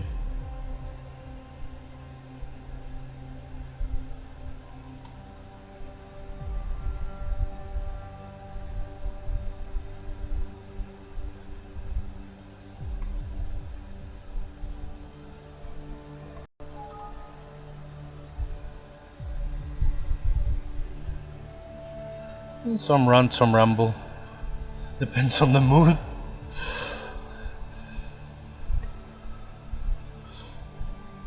Depends on the day.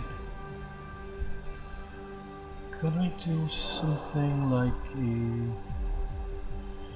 with one of these alphas, like a sharper one, something that's like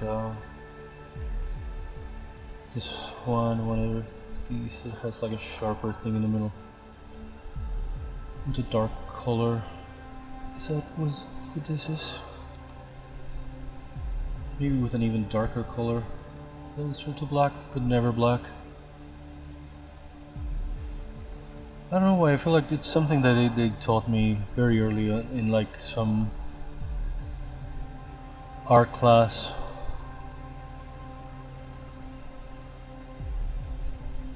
To never really use actual white or actual black. And I extended that to actual fully saturated plain primary colors. Because I feel like the world is rarely that. Unless it is, and unless you need it, but generally you don't find like pure primary colors or pure black or pure white in the real world. And I feel like it was one of those very basic art classes, lessons that I remember and I've applied all my life, and I see a lot of artists, a lot of actual artists, do shadows in complete black or do highlights in complete white, and it looks like the work of an amateur or something, and it makes me think, how is a professional or how is an actual artist doing this? But maybe it's just my bias, my sort of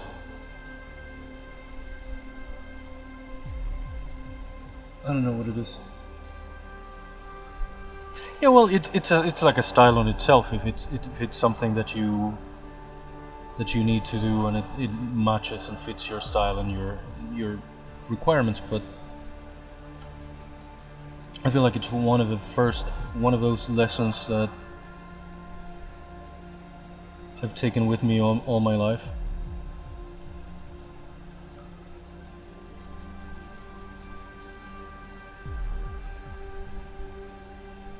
But again, maybe it's just more of a personal prejudice almost.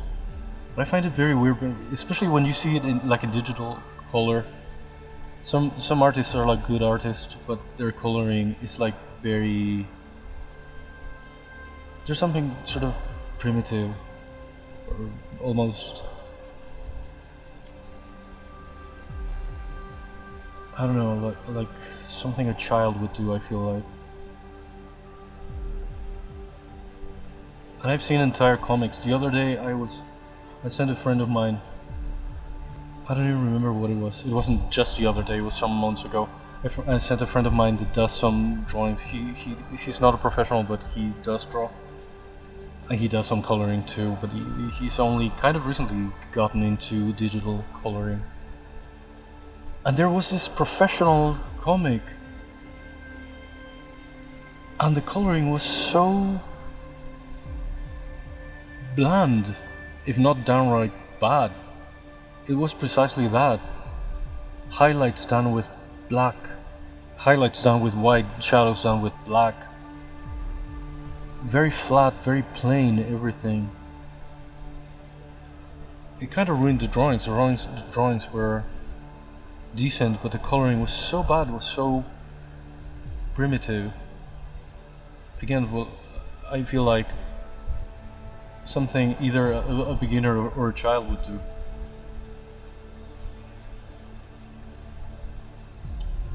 For an actual comic that I don't remember what it was, but it was like a comic by a major company. It wasn't like a little indie thing of someone just doing their thing. This is so dark in here. I don't know why I shaded that so much.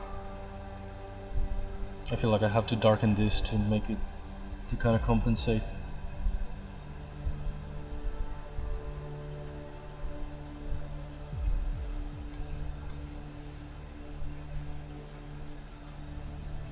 Again, I don't mind anything, of course, obviously in terms of style and in terms of... But this one thing, for an actual comic, from an actual major... I think it was like a Marvel comic or a DC comic or something, that's why I was like so shocked. It looks so dreadful.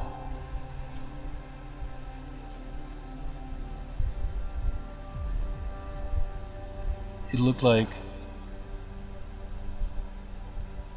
the lines were great and the coloring was terrible, or it almost looked like something that wasn't meant to be colored, and maybe they sort of colored it as an afterthought. But I've been seeing that also, of course, obviously in terms of styles, there's styles and styles, and there are things that are meant to look quote unquote ugly in terms that they don't necessarily adjust to classic beauty standards. Some things are meant to look wrinkly and weird, unclean lines. It's a style. But some things that I feel like should be more consistent. The other day I was looking at some kind of recent Star Wars comics, and also the artworks was so, the actual drawings were so weird and kind of inconsistent with the whole universe, I feel like.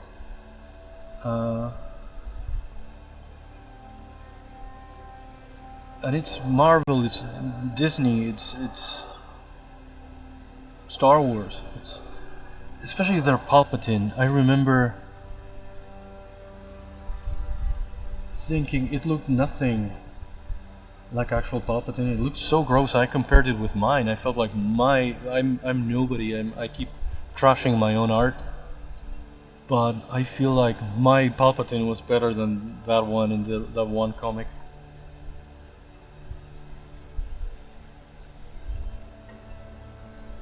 Do I have... I used to have like a crumple... Is it crumple? This... The crumple brush that I used to create a little texture around things, so it's not super plain, super smooth. It has like a little texture and a little wrinkling and a little thingy around. Maybe I should... Oh, I am using the RGB.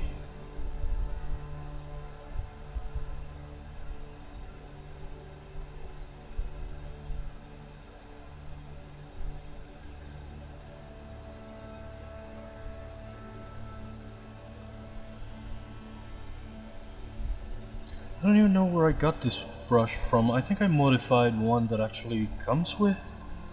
Because this is crumpled too, it's mine. And this crease is also based in the DEM standard. I made my own version of them because I didn't like the ones that came with ZBrush. But where did I get the crumple from? Is there an actual crumple? Yeah. This is it. What's wrong with it? Oh. It comes with that weird color thing. But no, I don't want it to. I wanted to create kind of wrinkles here, but not that much. Yeah, I guess that's why I modified the brush and I saved my own version, because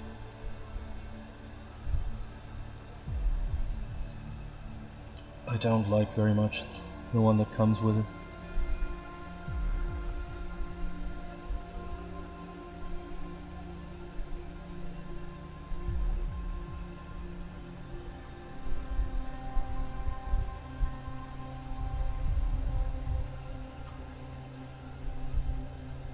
Is it the 60 degrees one? The 90 degrees one? The one that I need here? What the hell am I doing? I can't even see. Yeah, this is one. Higher intensity maybe?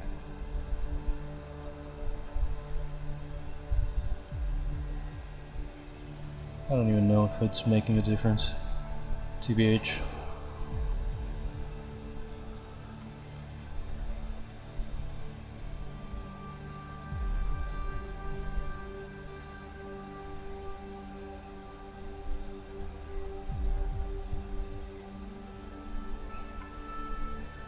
And it's weird again in this kind of comic that are supposed to precisely represent these iconic characters that we've known for generations, when they make like a weird helmet. I don't know who they are employing anymore, because there's a lot of Star Wars comics They don't look great. And some do look great with the new stories, with the new Republic kind of thing. But well, precisely because of those are brand new characters that we don't necessarily have a lot of preference. But when they make a weird looking Palpatine that barely looks recognizable, when they make a Vader helmet that almost doesn't look like what it's supposed to be, it's so weird to me. It's like they have all the money in the world and they're making something that looks fun made sometimes. Like the work of some amateur.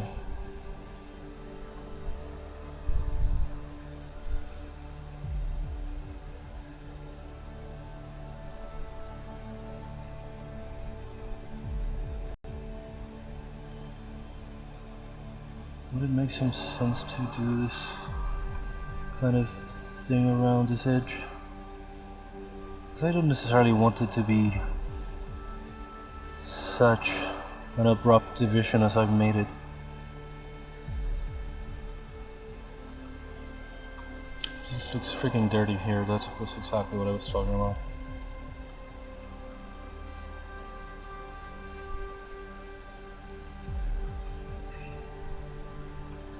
Maybe it's time to actually give this side a texture. I don't want to overdo it, especially here that has some kind of delicate features with this weird eye thingies and antenna thingies, whatever the crap they are. I might. Maybe I can. I haven't been working in the highest resolution and I didn't even notice.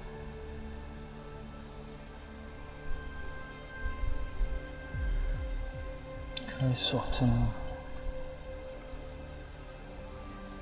just the edges a little bit so they are not so much of a sharp cut?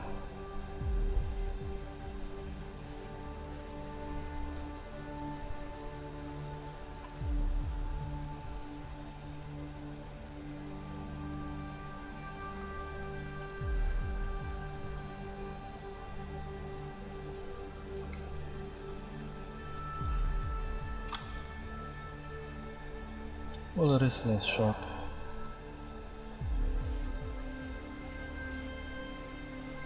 Kind of the point.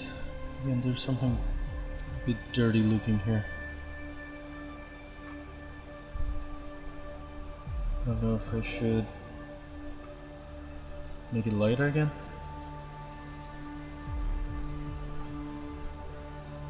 I think I'm changing my schedule a little bit.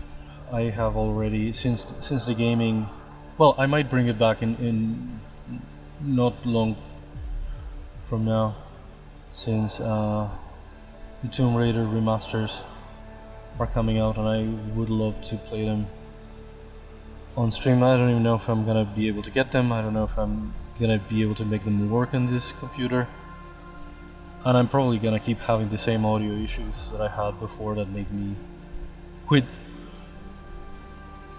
streaming games. But since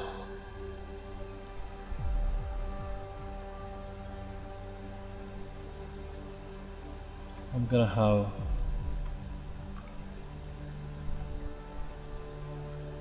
less time whenever Phil Jameson returns, well, I think that's gonna be April, and in April I'm gonna be doing my challenge, so it's gonna be a whole other problem for future me. What the hell am I gonna do in April? But until April I'm probably gonna have like an hour and a half to stream on Tuesdays, Thursdays and Sundays, the actual full stream days. I was saying I'd like to bring back gaming now that in mid-February the Tomb Raider remasters come out.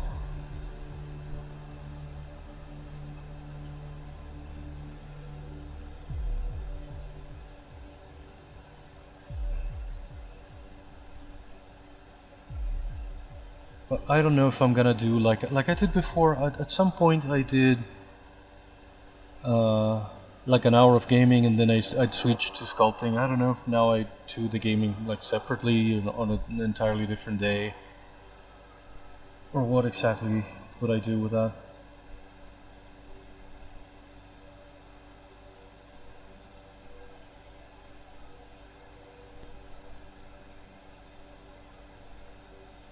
But I feel like I could kind of restructure, reschedule, something.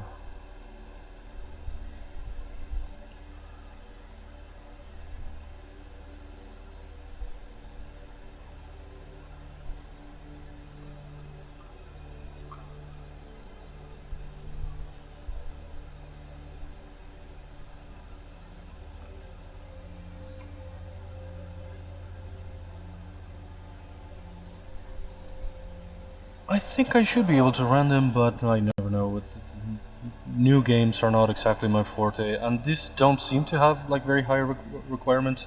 I mean, I've seen mixed things, but I don't know who to believe anymore.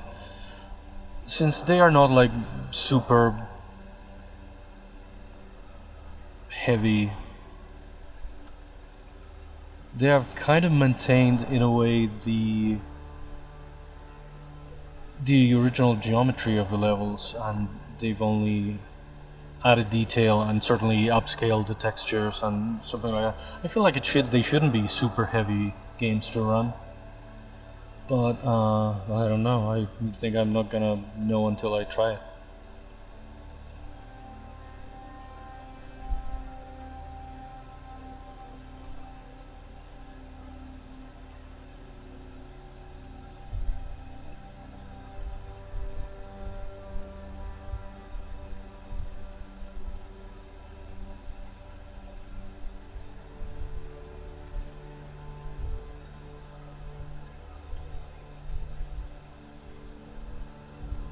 I hope they'll work. Again, I would like to bring back gaming, but between the audio problems and stuff that I had, I kind of decided it was more of a hindrance than a thing.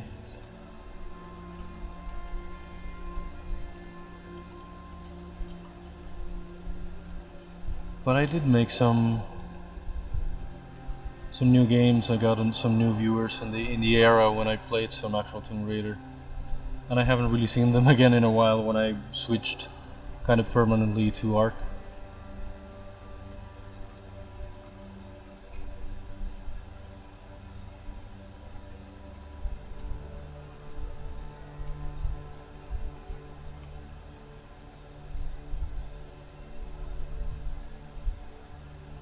I'm also thinking of streaming sometimes, trying to stream later at night, because right now I'm streaming at this hours because it's kind of my spare time.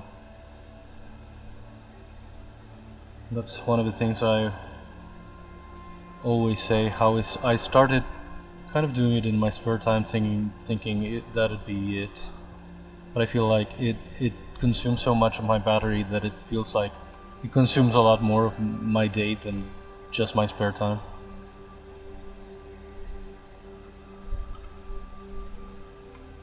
And it's a good thing that I enjoy doing and everything, but it's still weirdly consuming. I don't know what is it that it does. It's weirdly stimulating at the same time. It's kind of oddly consuming.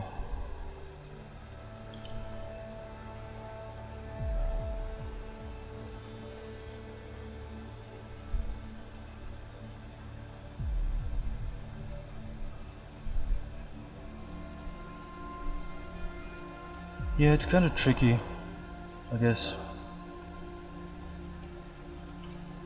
But for what I see, you already have like a lot of actual community of your own, always a lot of activity and chatting, and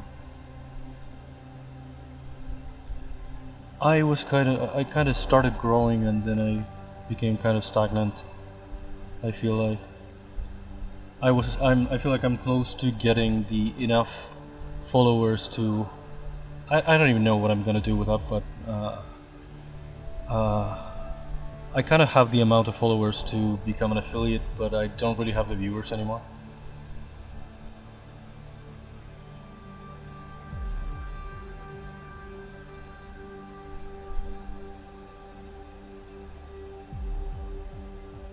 I have been really lucky. I cannot complain. I mean, I'm not complaining, and I see that it's very much the reality of every new small streamer a lot of the time, to be just talking to yourself. Yeah, an average of 3 is like... It's not even a huge threshold. I mean, it makes a lot of sense. It could be a lot worse, but I'm not really making it anymore. I don't know if I ever had it, but I feel like I had more views like in December and the beginning of January, and now it's kind of down a lot. I think, I don't know right now, but the last time I checked I had like 1.13 average viewers.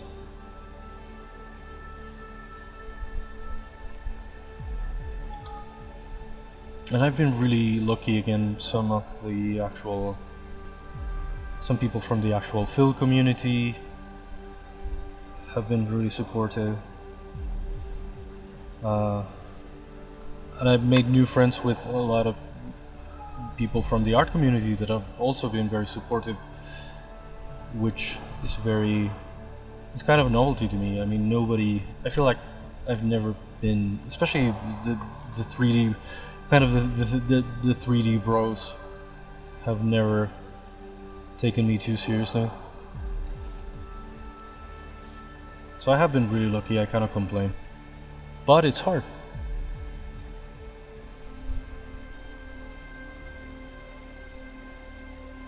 The reality of it is hard, and it can be discouraging, and it can be so many things. In the same way, when things go well, it can be so stimulating and it can be so positive. Sometimes after 4 hours of talking to myself, I'm like, what the hell am I doing? I'd rather be watching someone else.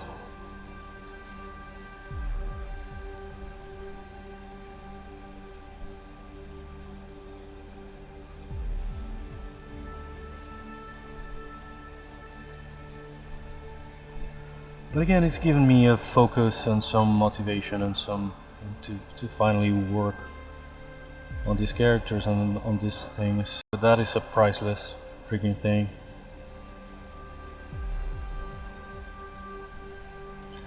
As I was saying before, it's been like a new beginning in my life,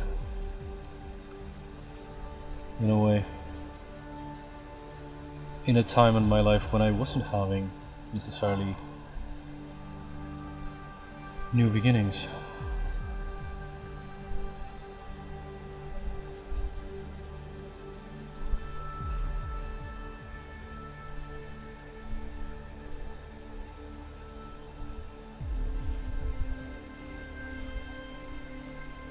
Yeah, it can be kind of sad cringe at times to talk as if there was someone there, and a lot of the time there isn't. Oh, no wonder. I was applying... What the hell was I doing? Did I apply a negative crease? No wonder it wasn't looking the way I... Wait, is it positive or negative? What the hell am I doing right now?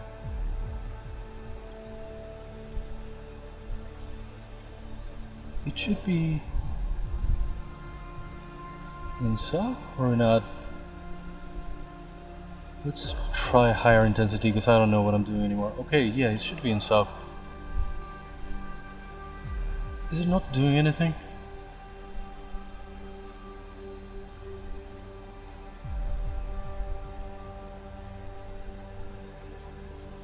Does that look like a sharper cut? Is it even where it should be?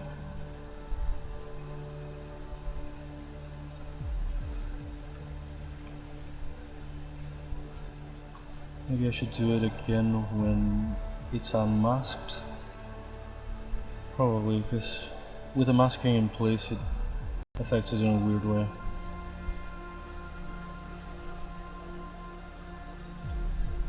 Oh, my freaking knee is killing me again.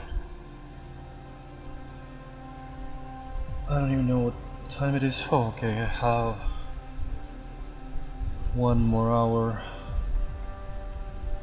I don't think I'm gonna finish him today, but it was kind of the point. I don't want to rush it. I don't want to rush anything and then regret it and have to go back and redo something, because I kind of ruined something just for the sake of trying to finish something quickly. But I was kind of hoping to finish this guy today, but I only started him on Wednesday. What am I looking for? This, yes. Probably the same texture won't work here. What even is this? No. I wanted... What the hell is this? No. Where's the alphas folder?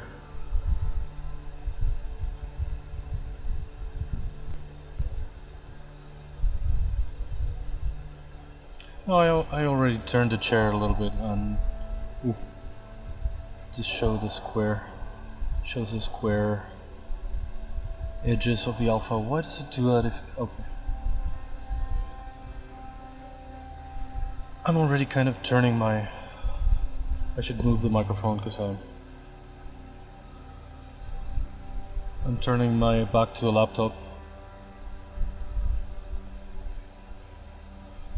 So I might not be able to see chat for a while, but it's the one thing that I can do to stretch my leg and rest a little bit.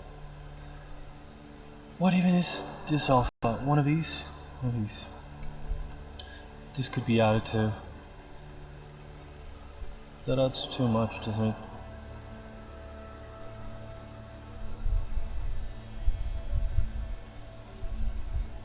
You streamed like all day yesterday, right? Because you streamed like many hours in the afternoon and then at night.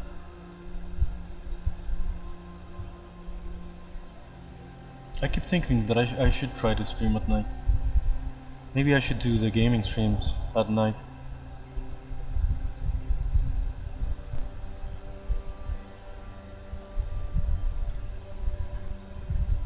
Well, if you enjoy it, if it's not too taxing with for you,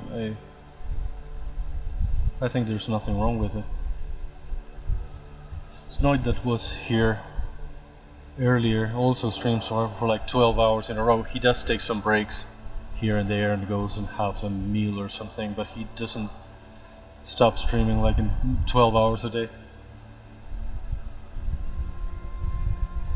Defi, hi.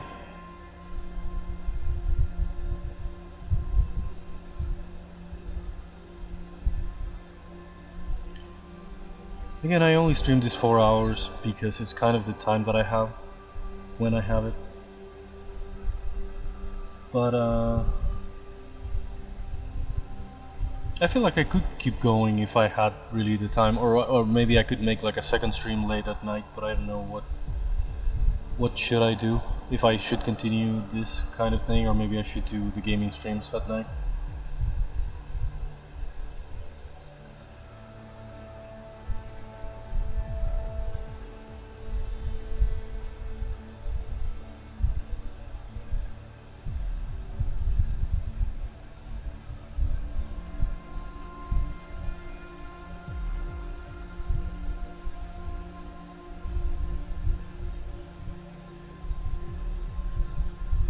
You had already been on for like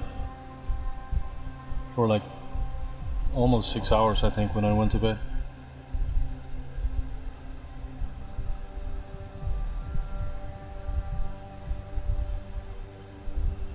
What am I looking for? Some kind of skin alpha.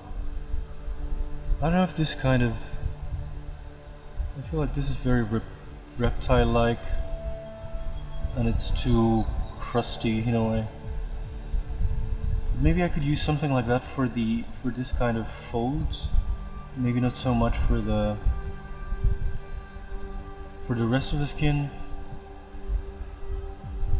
this is a bit too much. Well, something like that with lower intensity maybe.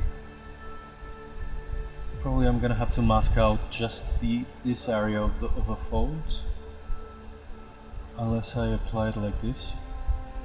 Would it work if I did it like this? Question mark.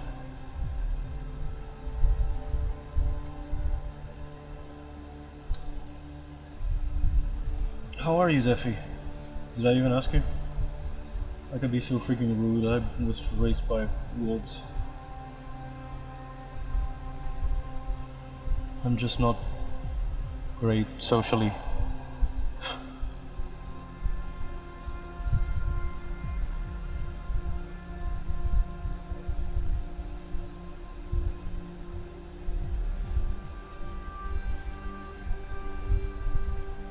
Oof.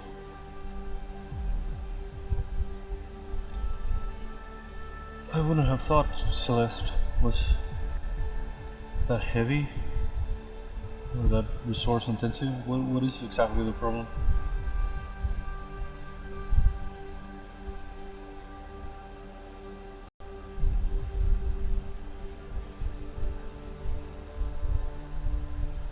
Oof.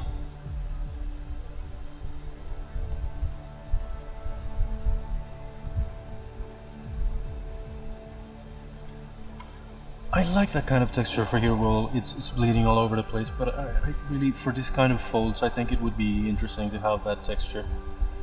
It's gonna be kind of a pain in the ass. I should probably do this side first. I really do like this texture for us. Okay, let's save. Where the hell?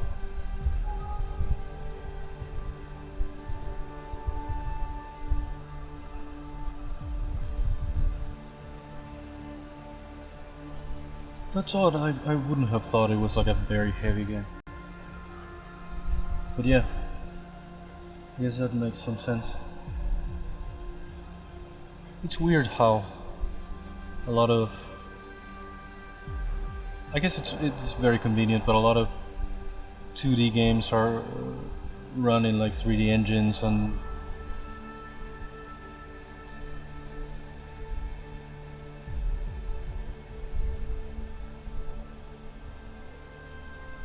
It's kind of weird to me, but I guess it makes sense. And I guess it's kind of a universal thing, some engines nowadays.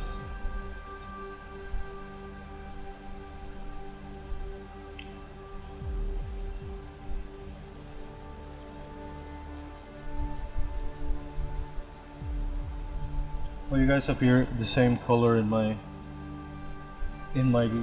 screen, and I'm not sure. At first sight, I think it's the same person speaking.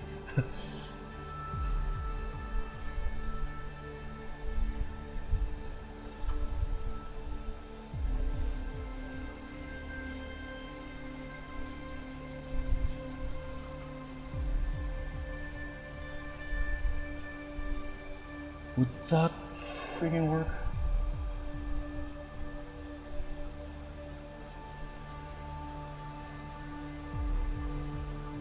No, I mean I do check OBS every now and then for the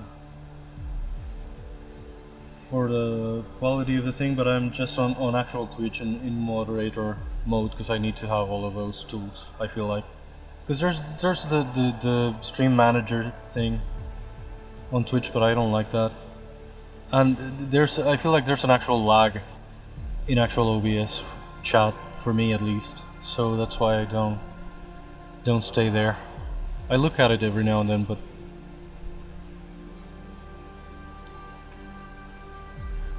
I prefer to just be in moderator mode, maybe because of I'm more used to it because of Phil.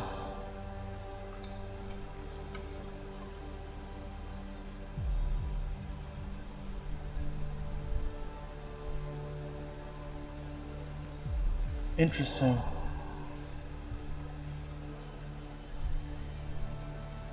With OBS, sometimes it gets so resource heavy, I don't know what the hell it is. Luckily it hasn't been doing it for a while, but sometimes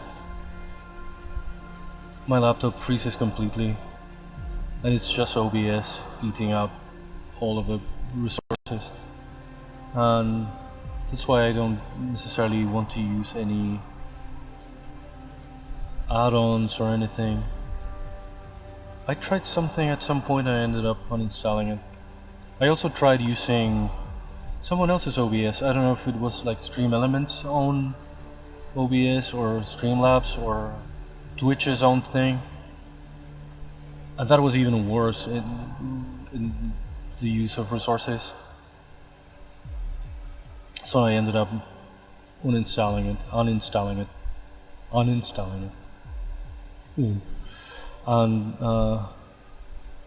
going back to OBS.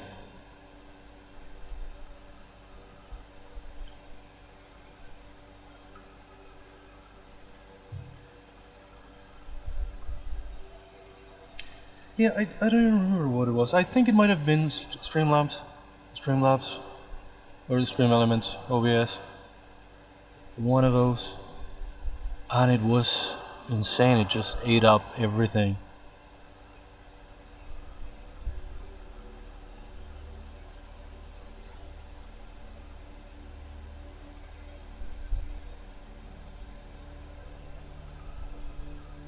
I tried it briefly. I think I tried it even before I was streaming regularly, because I got like this new ISP like in July, and I made like my first streaming tests back then, but I didn't really start streaming regularly until November. I had a lot of stuff going on, and I didn't really. This weird lump looks so ugly without the shell. But yeah, I tried it like back then, all the way in July, and it killed completely the laptop.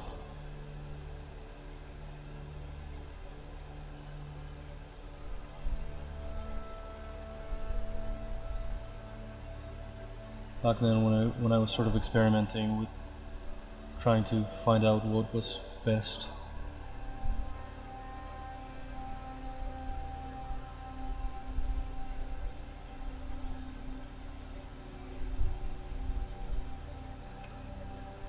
I didn't really started streaming back then.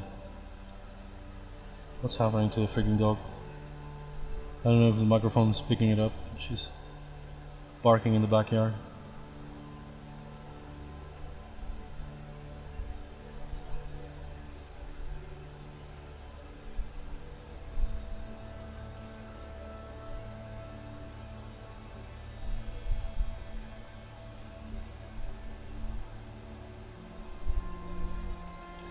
Yeah, no, he's not only new, this is a weird freaking hump,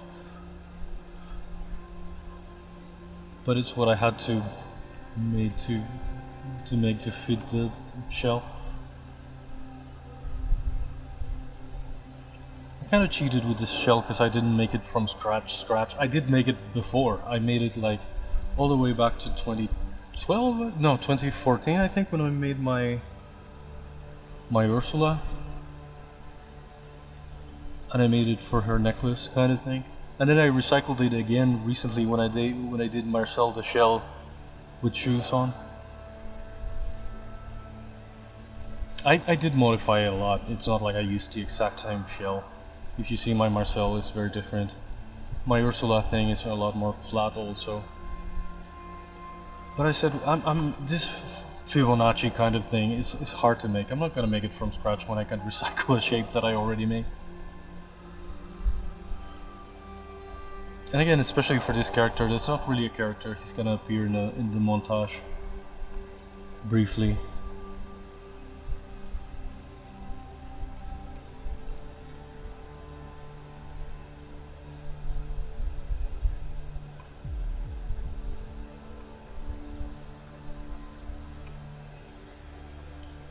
What am I looking for? I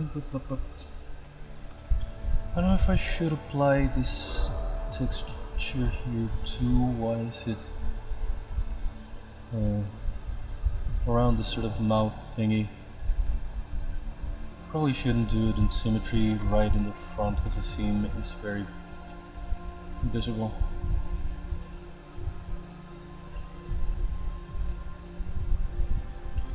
One of the few times that I have to turn off symmetry.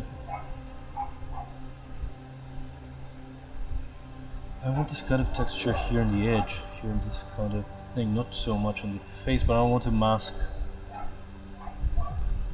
dog's freaking barking at the cats. She gets along with the cats, but every now and then she starts barking at them with no end. It's the end of the freaking world. Does that make any sense? I wanted it in this kind of folds, but I don't want to overdo it. Again, sometimes I feel like I'm overdoing it, and I export it to keyshot and something is barely noticeable. And sometimes I feel I'm doing the right thing and it's so overdone.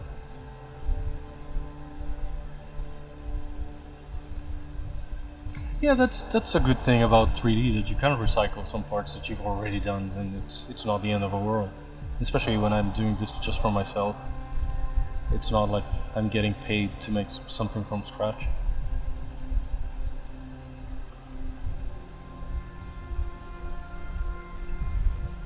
Especially when with something tricky. I'm pretty proud of it. It's kind of decent. It's a bit too thick in here, but I cannot really make it thinner without affecting this side, and it's fairly visible. We're never gonna see the empty shell. I'm kind of happy with it. Again, I did Marcel. What year was that? Last year? I thought it was longer ago. I did Marcel the shell. And it's a very different shape. It's like longer, more conical, oriented differently. It was a very simple one that I did in a sitting for last year for the daily challenge. And I don't even know, again, it's basically the same thing, but I don't even know if it's that noticeable that it's the same thing. Even when you orient it in the same way.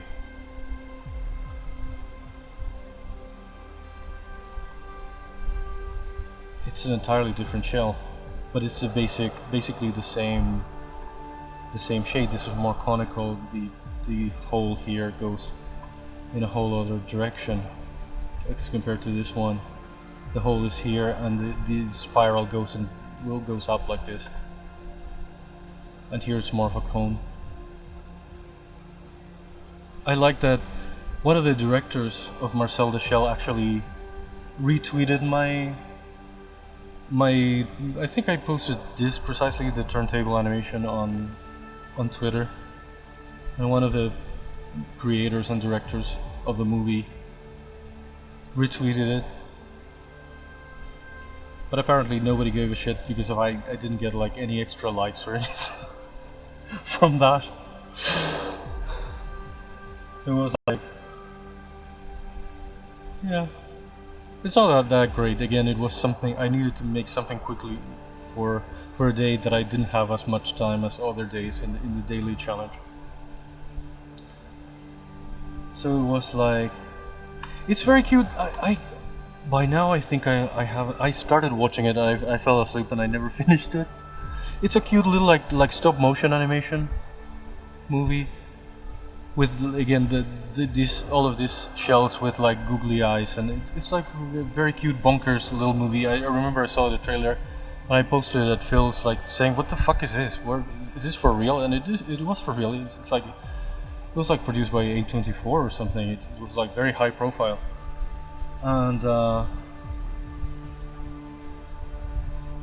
again, I never finished watching it, but I like what I know about it. And I ended up making actual Marcel for my daily challenge.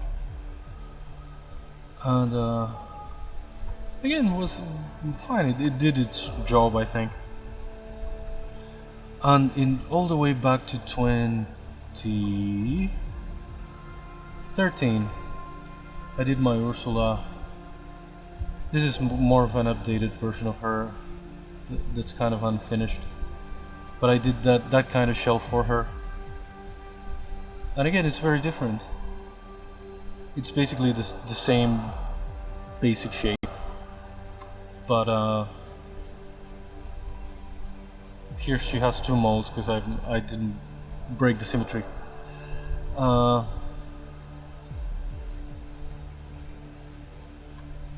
again, it's basically the same shell, and it's fundamentally different as well.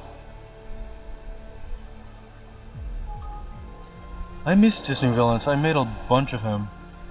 I made a whole series of them. I used to post them on the 28th of every month.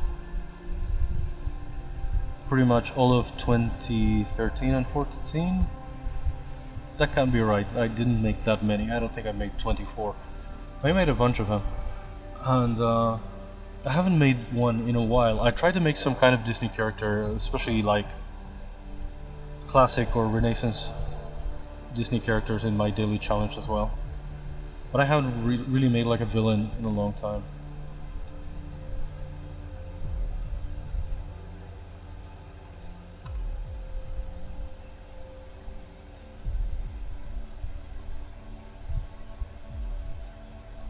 I started with Maleficent in 2012, but I think I didn't do anything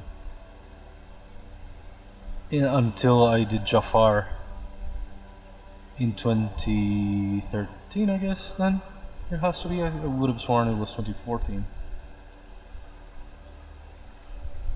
I'm very happy with my Jafar, especially the sort of updated version that I did when he's putting together the scarab thing and has Iago on his shoulder and all of that. That Jafar I'm very happy with. What the hell kind of texture should I apply in the rest of the body for this guy? I only have an hour left for today, so I should at least get that done. I don't know if I should apply this texture to the face, especially to this kind of weird snout that I made that it's based on nothing. It's not necessary. This kind of fold they do have around the mouth, but this kind of thing that I kind of added here was for the sake of this kind of thing that I always struggle with. I don't know how I want them to look like very plain animals in a way, but I also want them to look like characters, so it's like a weird kind of line to walk and try to find the balance. But sometimes I end up making things that don't exist. Especially when it comes to anatomy, I end up making muscles that don't exist. Things like that. Which is really just me being bad at anatomy. No symmetry.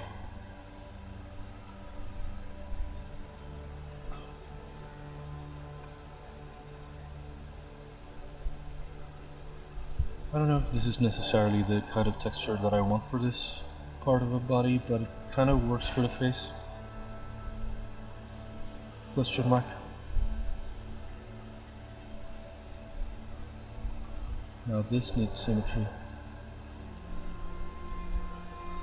Boom, boom, boom, boom, boom.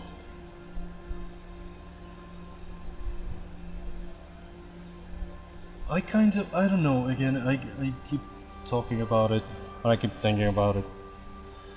But I'd really like to make it as affiliate, to have like all the little perks, point redemptions, and that kind of thing. I don't want to necessarily have ads or make any kind of revenue. I don't necessarily think of that.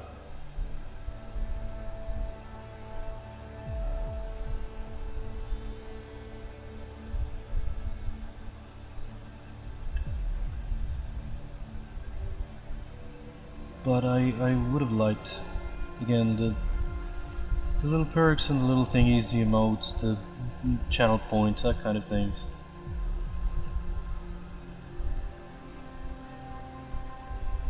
I don't know if it makes a difference for potential viewers. If it'd be more likely for someone to look, someone that's an affiliate, someone that looks like they're taking themselves more seriously and streaming more seriously. I don't know if that's like a metric for people.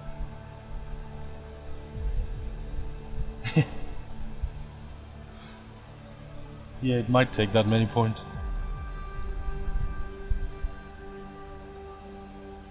I don't know what kind of point redemptions I would have.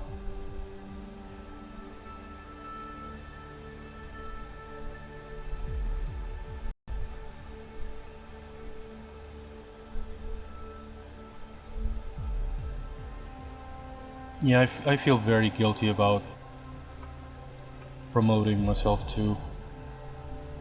In a lot of servers, it's not even allowed.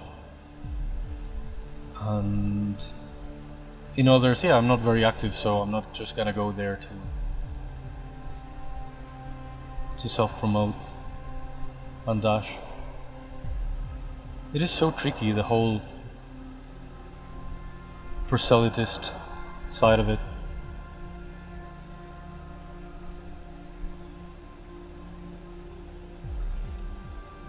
I've been really lucky to have you guys, to have made some new friends in the actual art community. They're really supportive, you guys too, give me shout outs and everything, raid me sometimes, and all of that has been great. But at the same time I feel like I have very little to repay anyone with, because of, again, where I am and who I am and my economic situation. I feel like I cannot even subscribe to anyone. I don't have enough viewers a lot of the time to raid anyone back. I feel like if I raid with no viewers, I'm just self-promoting, I'm not bringing any benefit to anyone.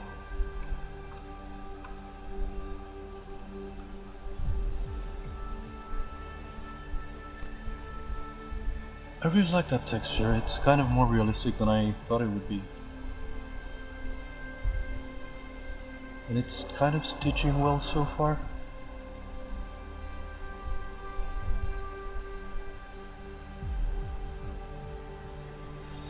Brum, brum, brum, brum, brum.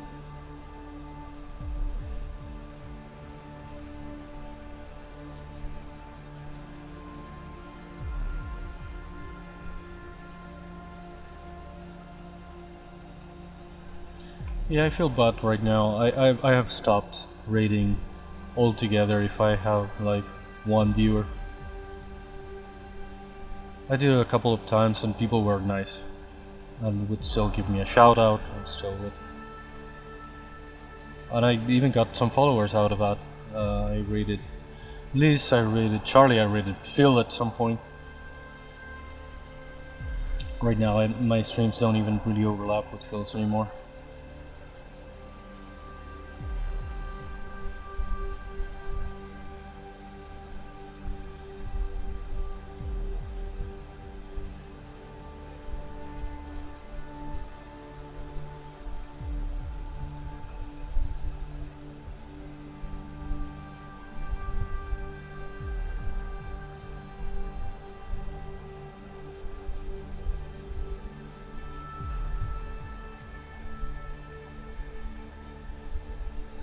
That's really weird, I didn't even know that was a thing.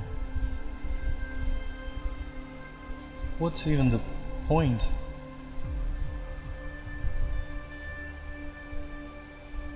It's so weird. I feel like Twitch very often warns you if you're raiding someone who isn't online. How are you gonna raid someone if you yourself are not online? It's weird that it's even allowed.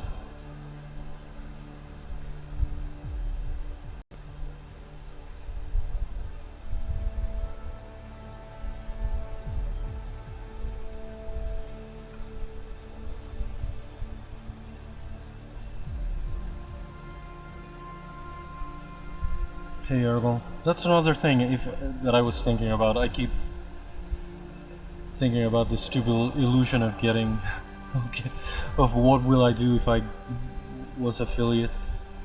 What kind of emotes would I have? Should I make them all Ergol? I probably should not. Ergol is so much part of my life right now, but it's not gonna always be.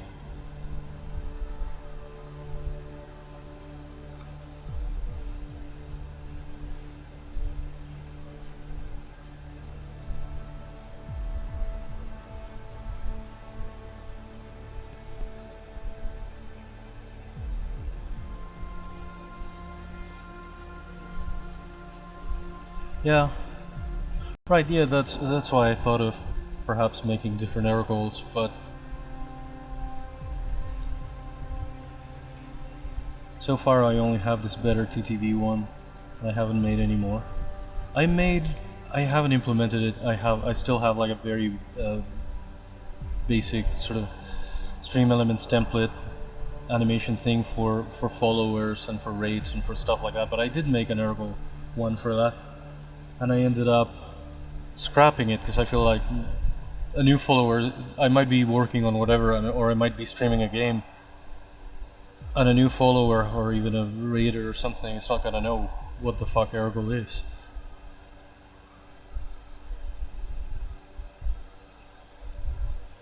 And I'm happy with him and I love him and he's my baby and everything, but I feel like it might seem childish to a new viewer, I feel like, to have this cartoon character of mine.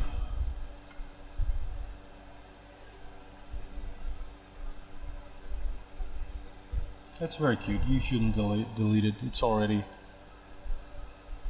part of your brand. But with me, I don't even know what my brand should be. I feel like I'm only getting started with this, and it might change, it might mutate. Ergol might become sort of irrelevant at some point if I move on to something else.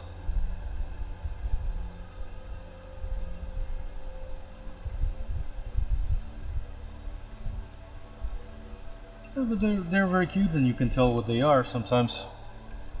That's the hardest thing with emotes, something that works doesn't really work on emote size, but this do work.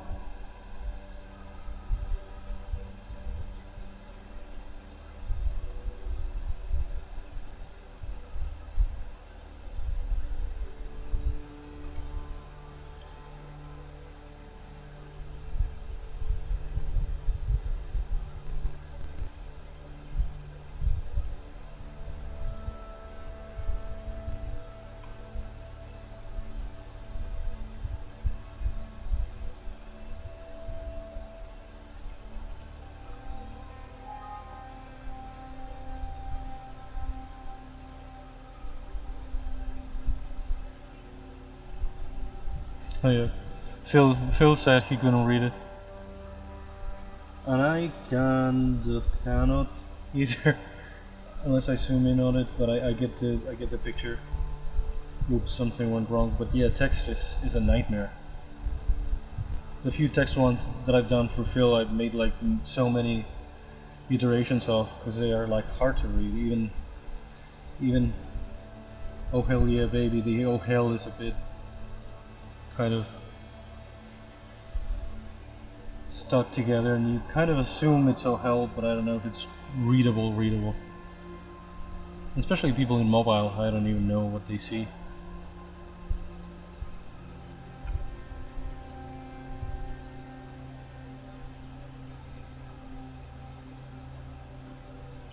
I keep thinking, again, I guess sometimes I say, oh, I don't really want it because of a lot of reasons, but I keep fantasizing of what will I do for emotes, what would I do for point redemptions, what would I do for all of that. So I guess part of me really wants it.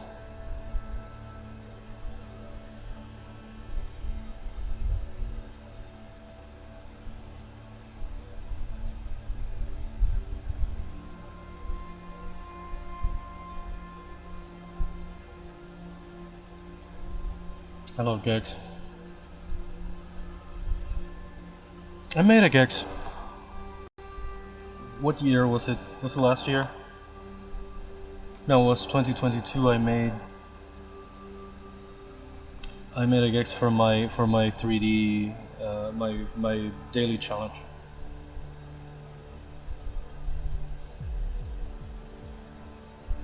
The TV is very small for his size, but I don't know. I wanted to pose him. That's something that I don't do very much with my characters for the daily challenge. I make them very stiff and very symmetrical, and this guy I really wanted to pose him.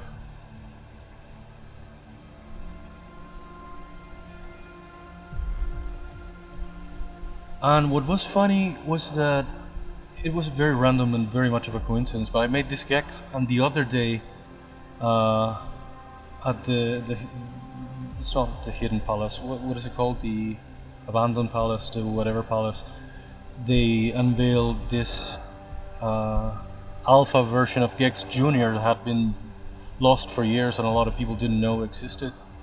It was like the day after I made my Gex that thing surfaced.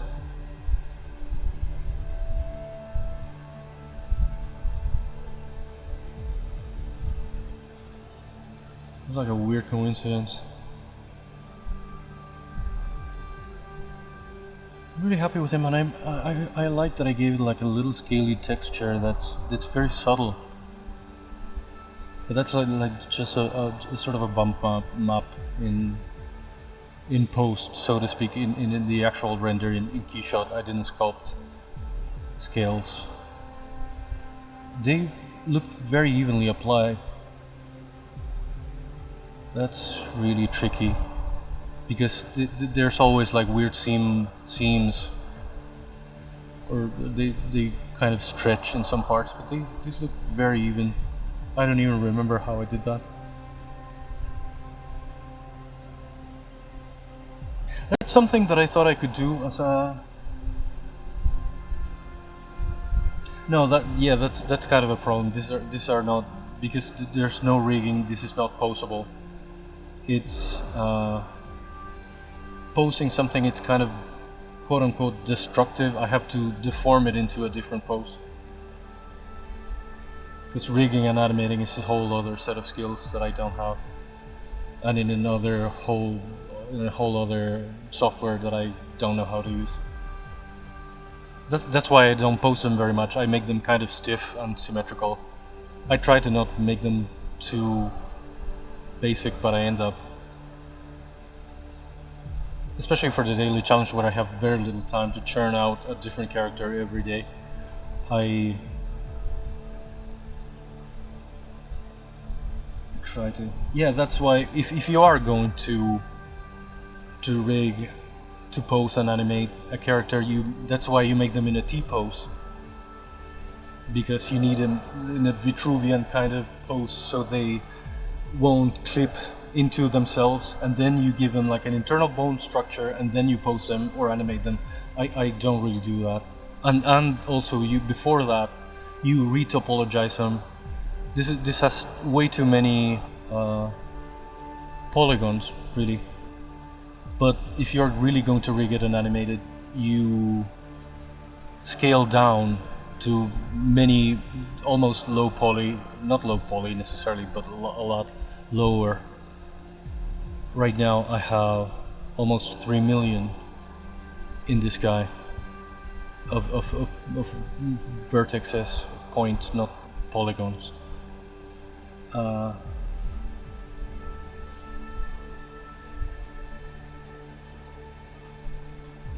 Because modeling, I feel like 3D modeling is kind of an old term that comes from the old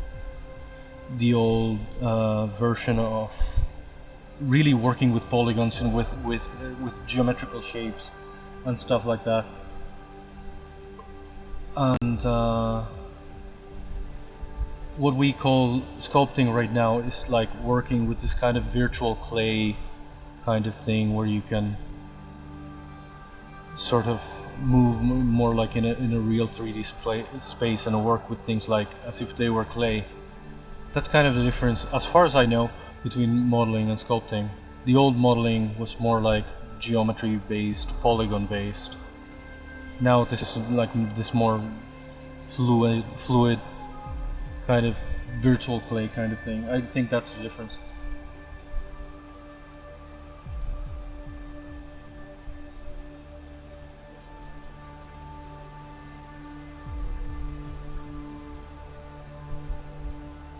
That'd be cool, but yeah, I absolutely cannot. It's like this guy. If I had to, that's why the animations that I'm gonna do for this are in actual 2D, like what I did for the Phil Jameson video that I made for his birthday, because I cannot do really real 3D rigging and animation. So it's a mixture of the two. Since I cannot draw, I make the characters in 3D, but since I cannot really animate them in 3D, I'd be animating them in 2. It's kind of a weird hybrid, but it's what I can do right now. And it feels like to a lot of people it doesn't make any sense. It feels like too many extra steps. But it's kind of what I can do, and it's like the one thing that I can do right now to tell my story with my characters. So it's what I'm doing.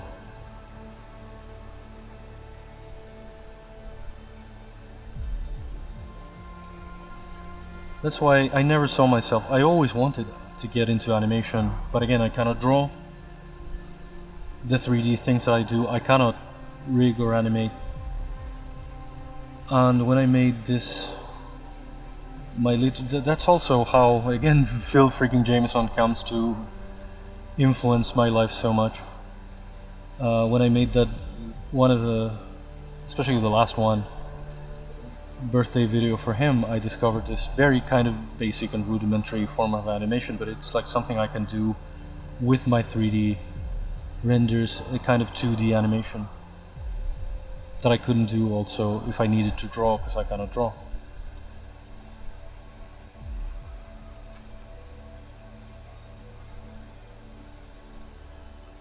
So it became like the one way for me to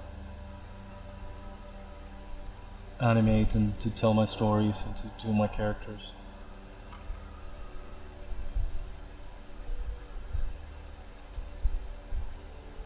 And it was like game changing. Again, just from that weird Star Wars parody and the Hamlet Factory parody that I made for Phil.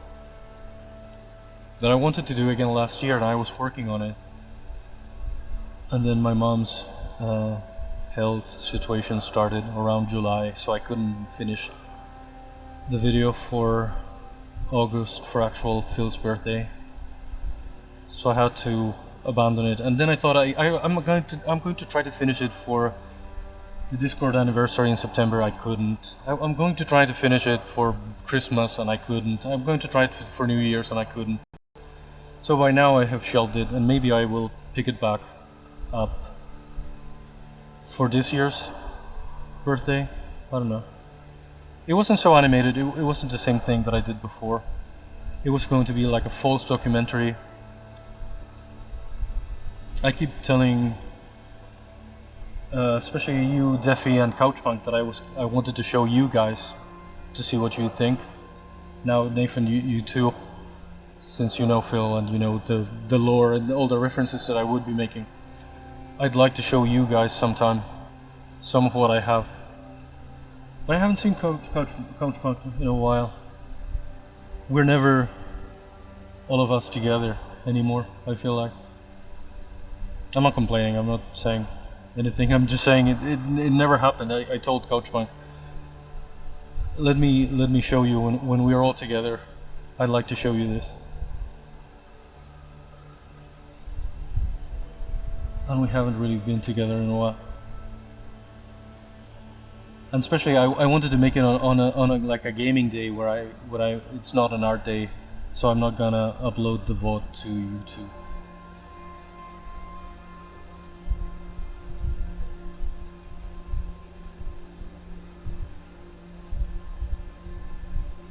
Yeah, it's okay, Deffy. I'm sorry. I'm not complaining. I'm not saying anything.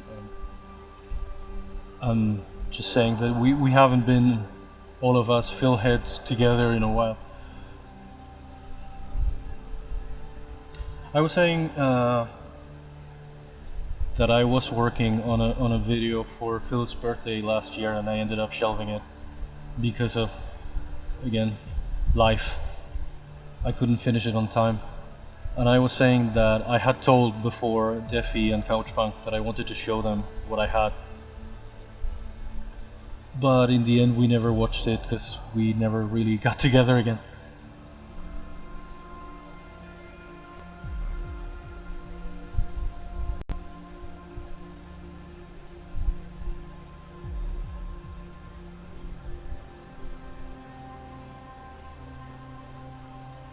Yeah, I miss so much the era where we had more like community based things, but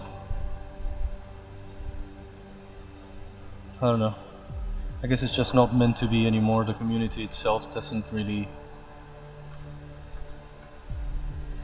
It's a little disbanded, I feel like, especially on Discord. I mean, the last time that I tried to have like a community thing going on, it was a bit of a fiasco. The year that we had a kind of a pin board, not a lot of people joined in either. But I kept doing my own thing, and I kept doing like my own little videos. But last year I failed completely.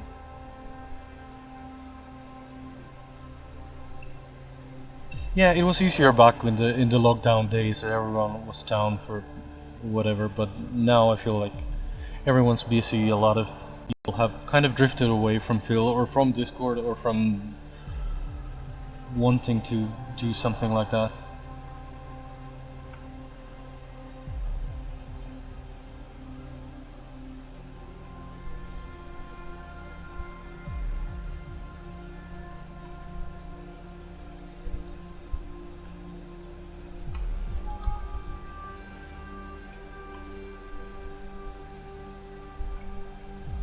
I should make a little screen capture of this. Is perspective on? Yes.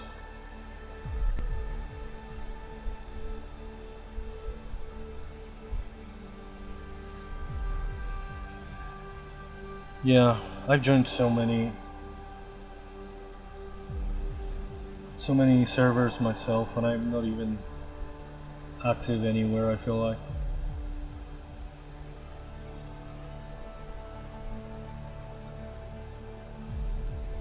And I kind of try to be, for the sake of doing what I originally intended when I joined, supporting the creator or this or that. But then at the same time, I get like, that's what's so exceptional for me with Phil's community. I feel like I have a kind of a place, and I feel like I do contribute something sometimes. But in most other places or communities, I feel like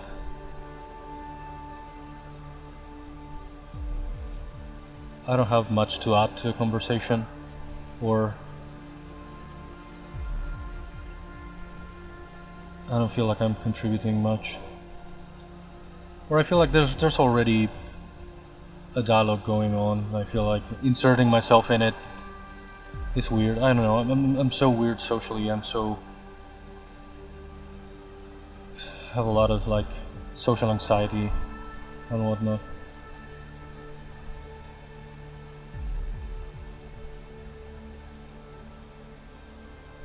Even online. Why is it the focal shift doing absolutely nothing for me? Shouldn't that change?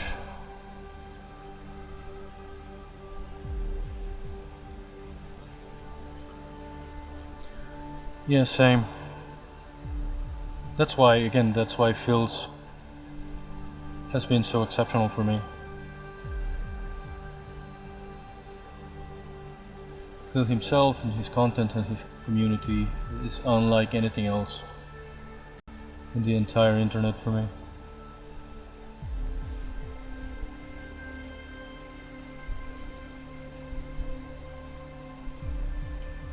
and it's so hard to meet new people and to really,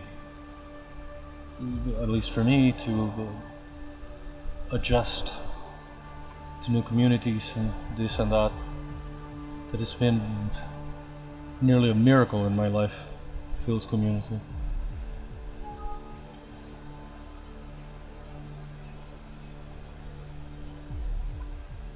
What the hell am I doing here?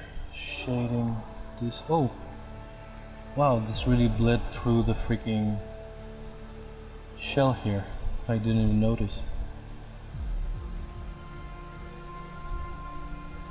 I just wanted to add some shadow here.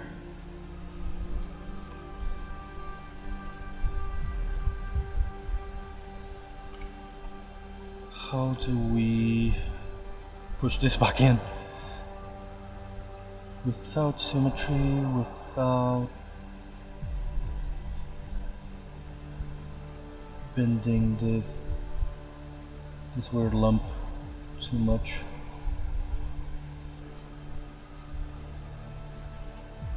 Is that done?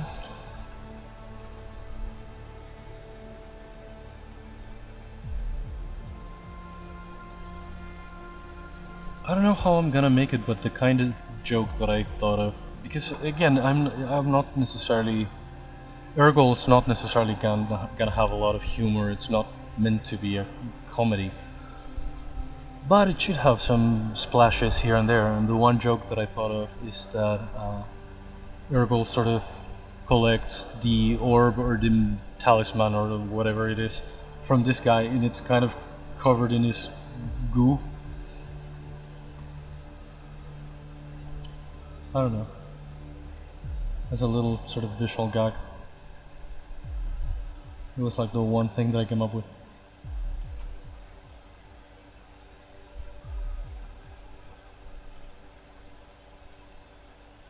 Because I really didn't have much, and I wanted to have at least one little visual gag in the montage. But I don't know exactly what am I gonna do with it, with the montage in general, because if it kind of requires a bunch of characters that are going to take a lot of work, or well, ideally not that much. Again, this is only the second session with this guy, and I think I'm gonna kind of call it finished today, or maybe even the next one, and it's not gonna take that many more sessions. But it's a bit of an extra work to make entire characters that are going to appear in one shot or two in a montage. But that's like something that I thought it could be funny, and it could be fun to have.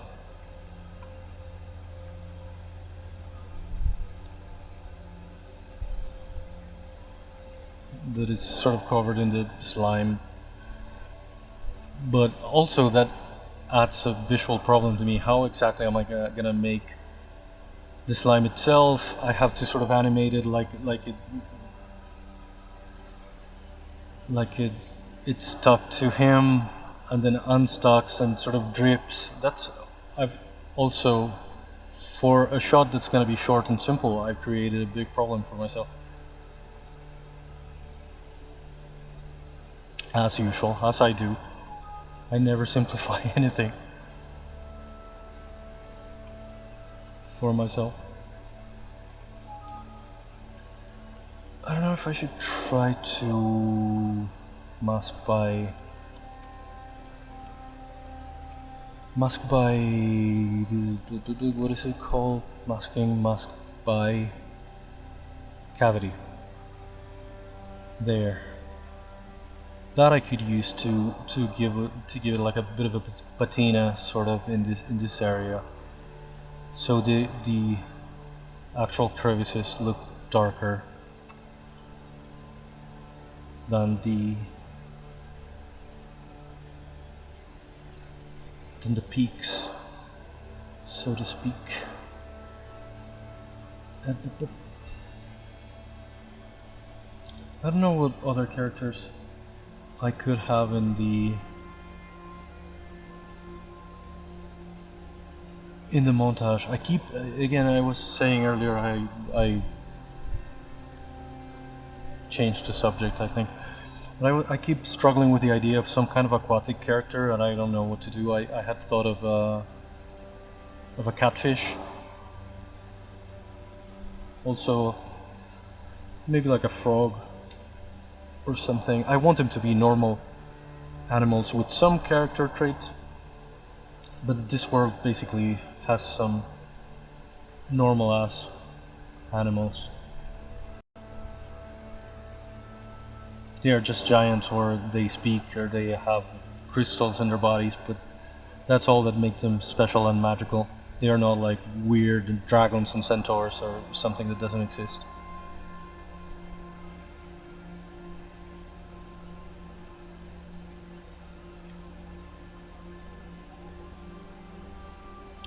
And again, for the montage, I keep thinking of I could make maybe like a mole or something. I'd like some character that's coming out of the ground.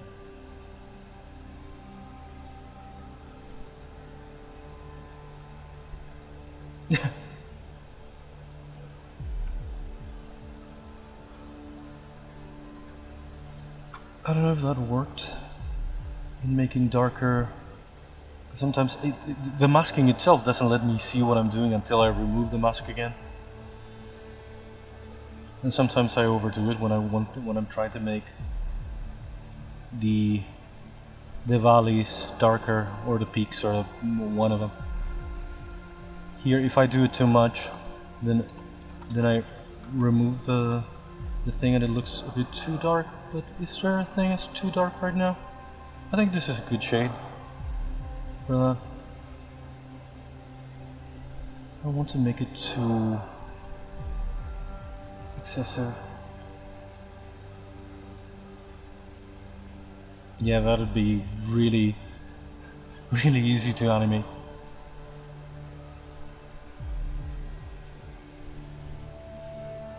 They'd be easy to sculpt, I give you that.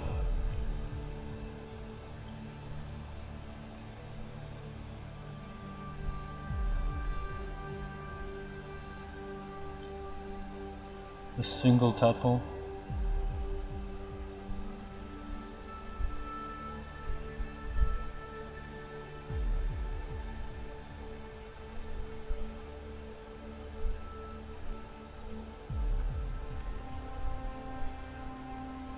I think I'm overdoing it now. It looks almost as dark as a mask. When I remove the mask, it's gonna be too dark. Is it too dark? It's kind of dark, but it's too dark? Question mark?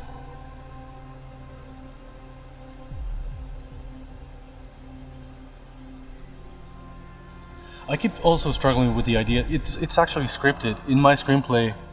After the bat that's like in the foot of a cave or some part of a cave, Ergol comes out of a cave and keeps climbing the mountain, and on top of the mountain there's like an eagle nest or something like that. But I have no idea how to make the eagle necessarily. If I should make like actual feathers, like fibery feathers, or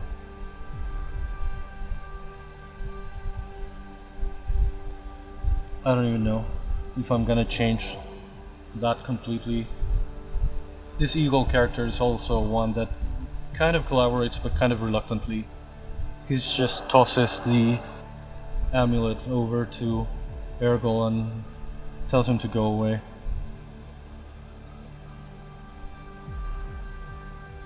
I could put a gecko. I could put some actual kind of reptile. Some kind of lizard. I thought of a chameleon. Yeah, actual gex. In Crystal Dynamics. Sues my ass. Is it Crystal Dynamics even right now? Who even owns anything?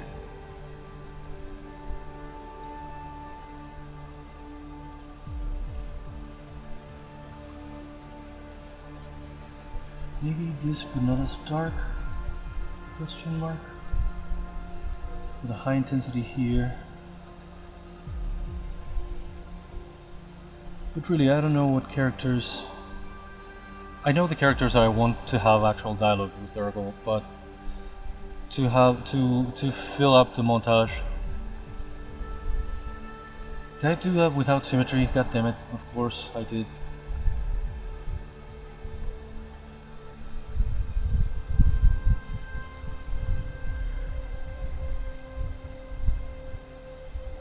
That's a pretty low count. I probably haven't added the many times that I actually needed symmetry and didn't have it, or I had it when I didn't need it. I haven't been using my own counters.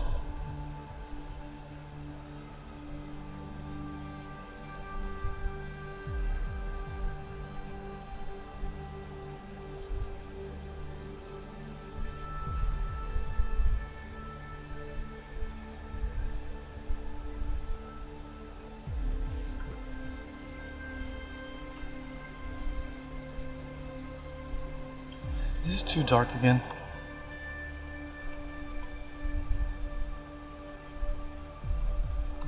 No, I don't think it is. Maybe it should be darker? I hate this color picker so much. It's kind of random. You never pick the same color twice. You cannot save the colors to your own palette or anything. You have to, if anything, you might want to learn the actual RGB values, and that's the only way you can have the same color twice. Otherwise you pick another color and you miss the one you had. I hate that so much about ZBrush. They might have changed it in a current version. I have a pretty old one.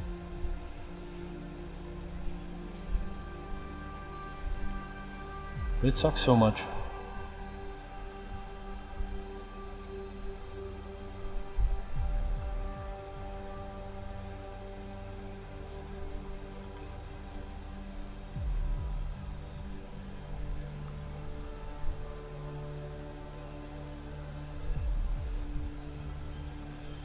That, but without thing, with the shell.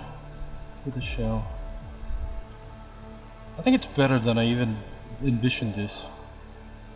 I was going to make a much more basic work for this. I'm already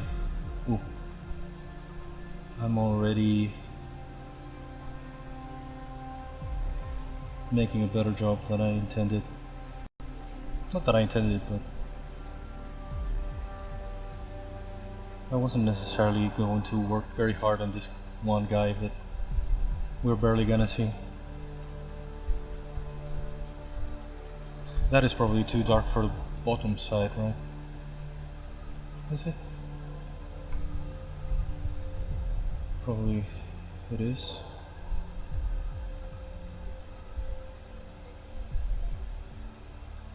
What even is the step that I... Oh, that one. Should I...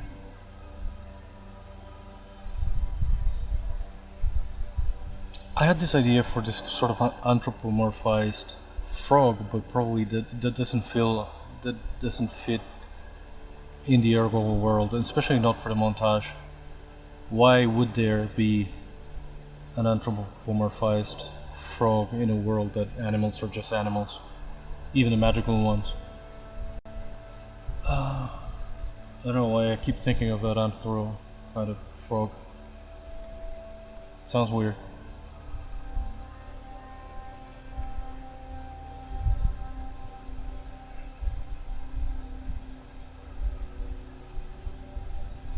How about this kind of orangish?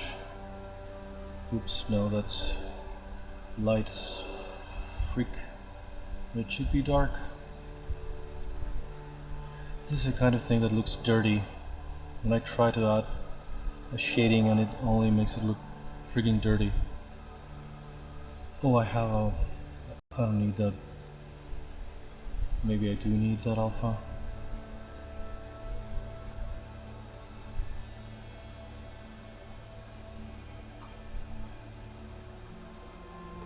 It's kind of subtle, I feel like. Well, it's kind of a point. I don't want for this shading to be too much.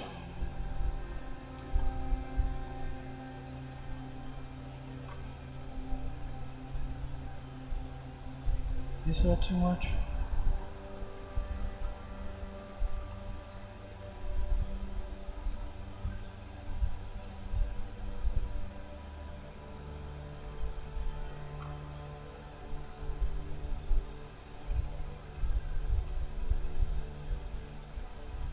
That's way too high intensity, but I want to pick up this area that has ended up looking dark and dirty. Ooh. I have only like 10 more minutes for today. And I keep forgetting about the clock. That's a problem again with the masking. All I see is a mask and I don't quite see what I'm doing. I wish I could turn it on but then hide it. Oh, I can, idiot. This is view mask.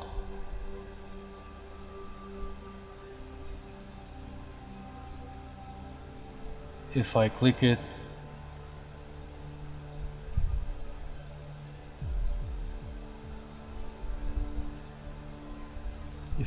it's still there, but it's out of the way, and I've never known this in all these years. Freaking symmetry, always freaking symmetry. What an idiot! I seriously didn't know that I could hide the mask. I'd hide it to the view. It's still there, it's still active, it's still masking the area, but it's not inside. It's very useful. I've always wanted that. And it didn't even occur to me that it was a thing that they have already done. Not my brightest moment. Not gonna lie, but at least I'm glad that I finally discovered that that is a thing that can be done. Took me long enough.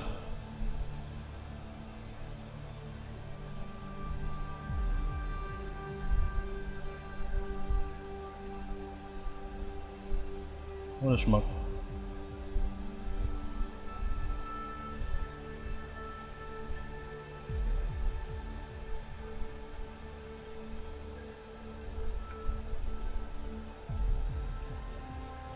Can I now that it's not unmasked, it's masked but it's invisible. Now that it's unmasked, I can maybe enhance this crease again, and maybe we can quickly go to. I hope it won't crash. I don't know why it still looks pixelated up close, but I have to add a lot of subdivision to the shell to give some kind of detail that didn't look that didn't even look more pixelated than this. Do I have two shells? Wait. Why do I have two shells?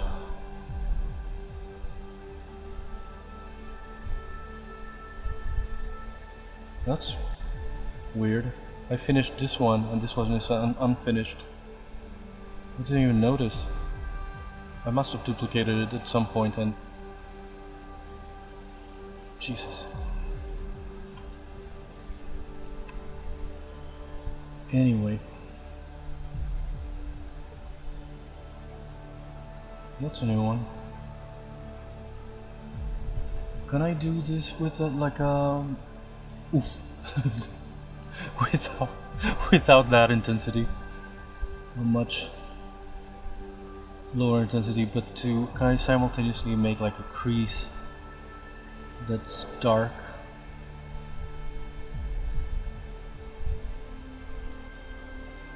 To kind of create that division more. To kind of enhance this division that's already there, but it's kind of blurry with all the crap that I've done on top.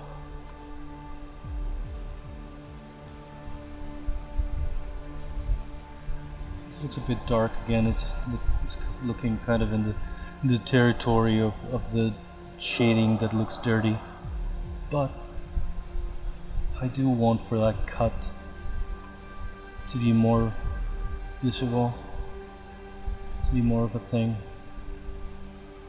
And so far it's kind of subtle. Probably it's the kind of thing that it's gonna be already in the shadows when we go to Keyshot, to Pierre's apartment to try it out in a realistic lighting. Probably it's not gonna look that noticeable.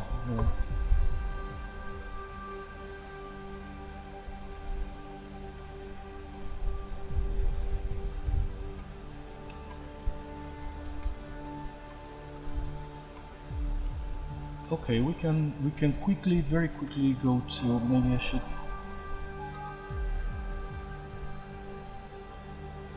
make the, I don't know if the actual, this actual antenna kind of thingy should have some texture, some wrinkly, some kind of thing, but it's probably gonna look weirder.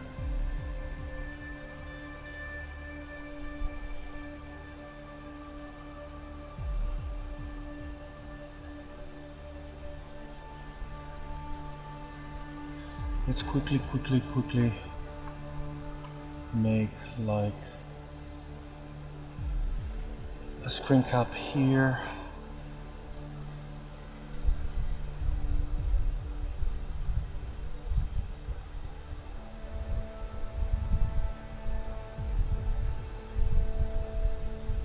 A screenshot here, and let's save, hoping it won't crash. Cross your fingers, because this has a lot of subdivisions. Maybe the freaking crystals are also have too many facets. I don't even know why. Can I remesh the freaking crystals to reduce some freaking polygon count? Can I freeze borders and remesh? Question mark.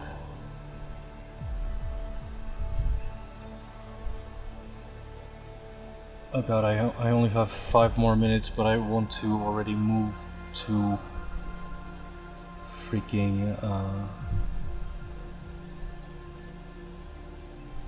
keyshot to see what it's gonna look like in a realistic light, and kind of finished. I might just call it done today, because I don't know what much else am I gonna do. Again, it's meant to be a kind of simple character that's gonna show up very briefly. What the hell am I looking for? Clay polish. Clay polish? Does that sharpen the edges?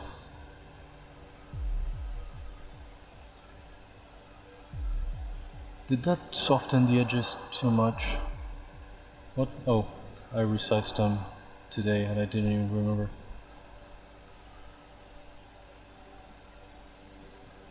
It kinda did.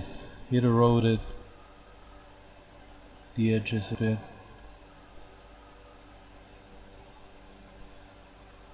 I don't know why. They have so many. Here we're seeing crystal, part of the crystal here clipped through the thing here. I should try to avoid all the typical errors, so I don't have to transfer multiple times and lose all the materials as it happens on freaking keyshot. Okay, let's hurry. What am I looking for? Jesus, render, external render, keyshot, render properties, smooth normals is already on. Okay, let's export. Hope it doesn't crash. Please don't crash. Pretty please don't crash. Okay, here we are.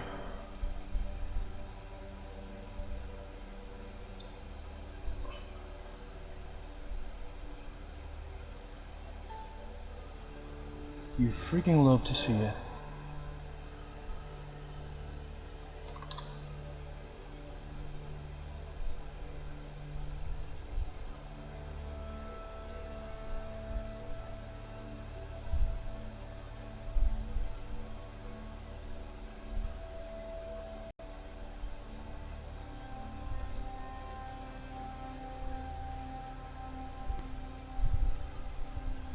Snailed it.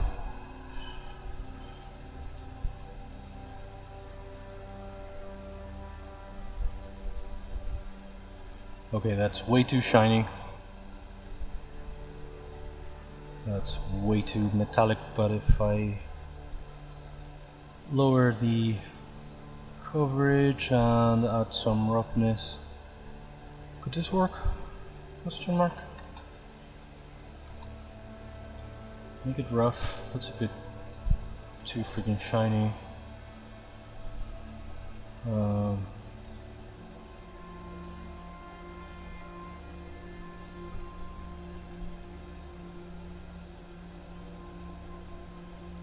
That's better, I feel like. Still somewhat shiny, but not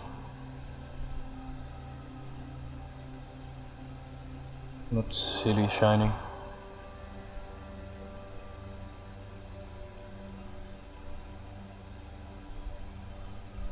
This is not much of an environment anyway. This is outdoors.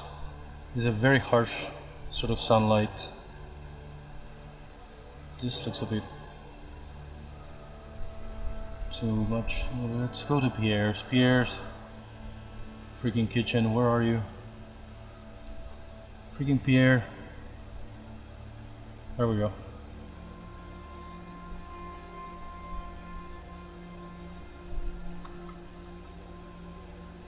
Crystals looking like crystals.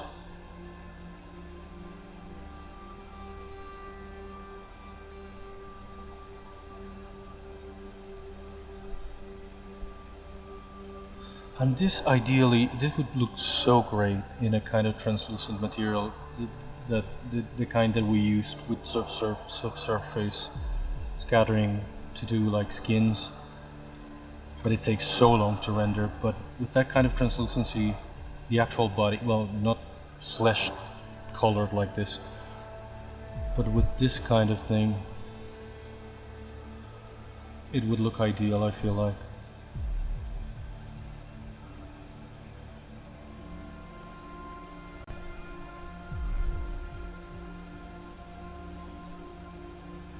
Looks a bit fleshy. Let's take it to the forest. This lighting is a bit too flat, but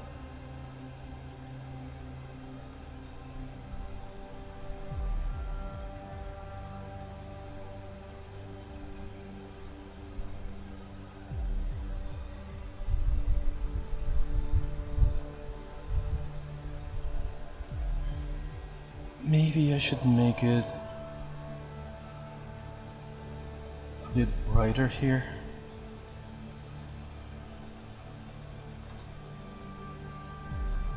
Or all the way brighter, maybe the shell too. A little bit more contrasty, a little bit more bright. To make it pop really. And this maybe too could be a bit more interesting, these bits of shell.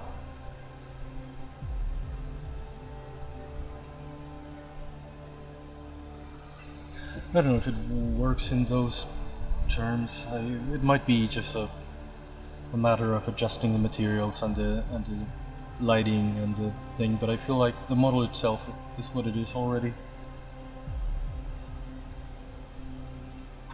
Maybe I should. I think I didn't save. I'm gonna save this as it is now, and I'm gonna revert all of the texturing, because if I didn't save the base model, I think.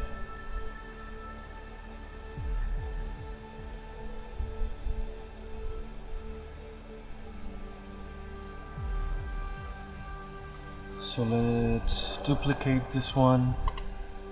Now that we're here, let's make it sort of invisible, and let's go back to this one and redo everything.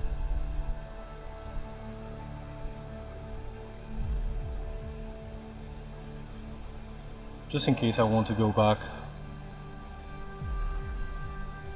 and redo the texturing and the poly painting and all of that. I want to have like a version of the thing without it. I don't want to save one that doesn't have it. That's the plain version. This is the actual sort of finished one. Let's now save. Glad that I remembered that. Otherwise I would have had to smooth this out manually if I wanted to naked again for some reason. And I don't love this front texture, it's a bit too uniform. It's not bad, I think. I don't know. I think this guy could be done for now.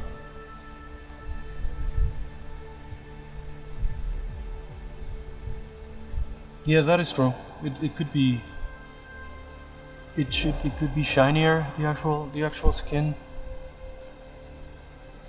What do I do that with a refraction?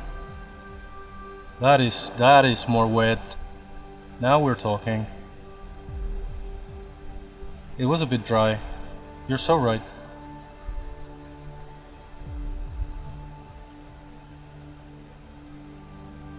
That's more like it.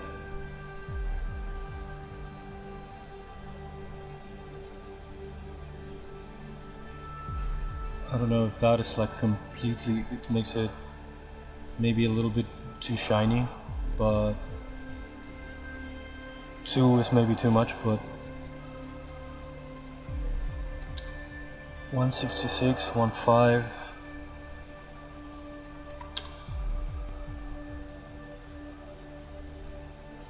And 1.5 looks like not enough. 166 look like too much. 1.6.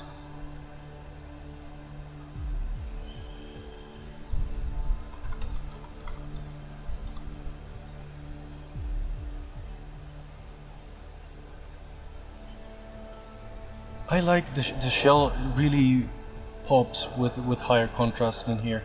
It's a bit bland in here, but transferred and made a bit shiny and made. Probably you could use a little texture like a micro, a kind of micro texture, a little bump like a granite kind of texture, but with a very low scale. To make it a little bit rough, not completely smooth. Or maybe smaller in this. Just a touch, so it's not so completely.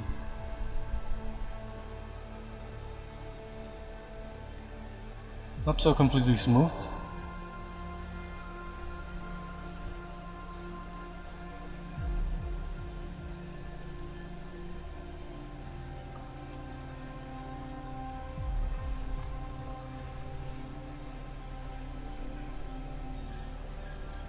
Well, maybe this guy is finished for today, as should be the stream, because it's all the time that I have. Again, when the time comes to really animate it, maybe I'm gonna need to make some adjustments. But for the time being, and for the purposes of the degree of finishing that I need to take it to in this stage of the project, I feel like it's done. Let's save this camera. Let's save this. Let's look at it from some other angles. Let's take it to the parking lot and all of those things that we tend to do. Where's the parking lot?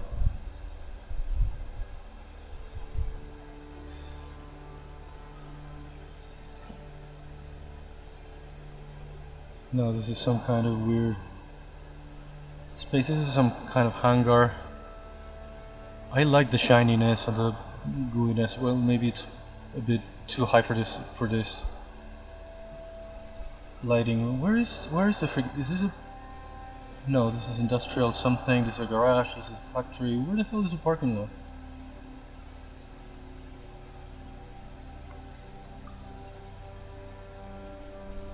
Oh, it's really dark.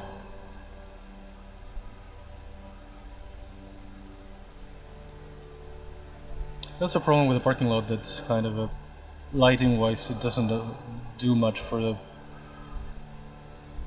thing.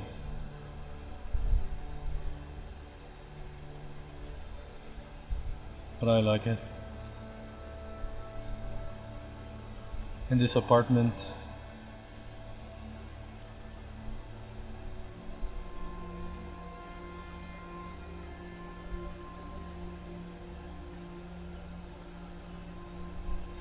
in the conference room, on the table of the conference room.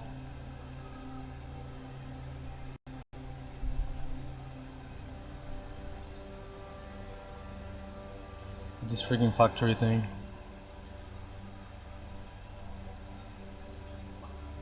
This kind of backlighting is kind of interesting. Where were we? Let's go back to Alaska. The Alaskan desert, the Alaskan forest. Or to Pierre's. Pierre's is really a great lighting. This office kind of thing is a bit too bright. Well, I guess the Alaska forest was working. Anyway, I might render the turntable animation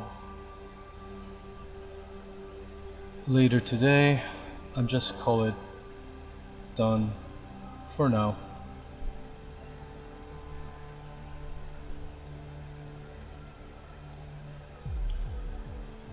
This really is all the time that I have for today. Thank you so much, guys, for coming, for hanging out, for rambling, letting me ramble.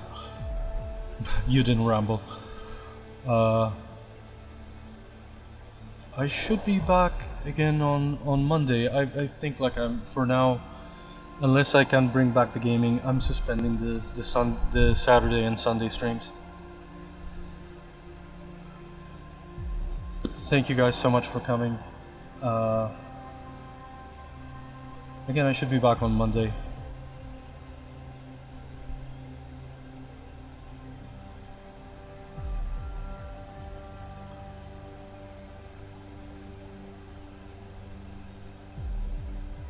I never know how to finish. Okay, let's save this again. Next time I should start a new character. That's always very scary. It took me a while to find this guy and to really start a character again. I don't know what I should do next time. I hope I can come up with something. I don't know. Is there anyone? Is there anyone we can raid? Sometimes I feel bad again with. Liz is on, but I feel guilty.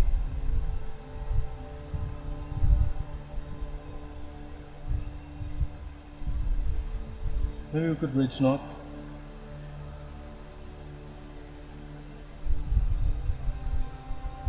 Okay, let's raid.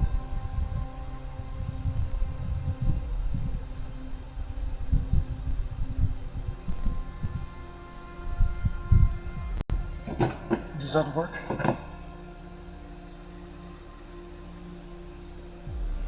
Let's read this.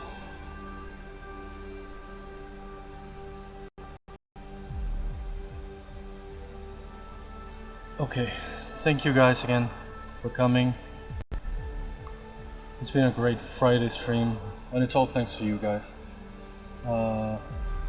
Again, see you next time, whenever it is, with whatever I come up with. Let's go over the list.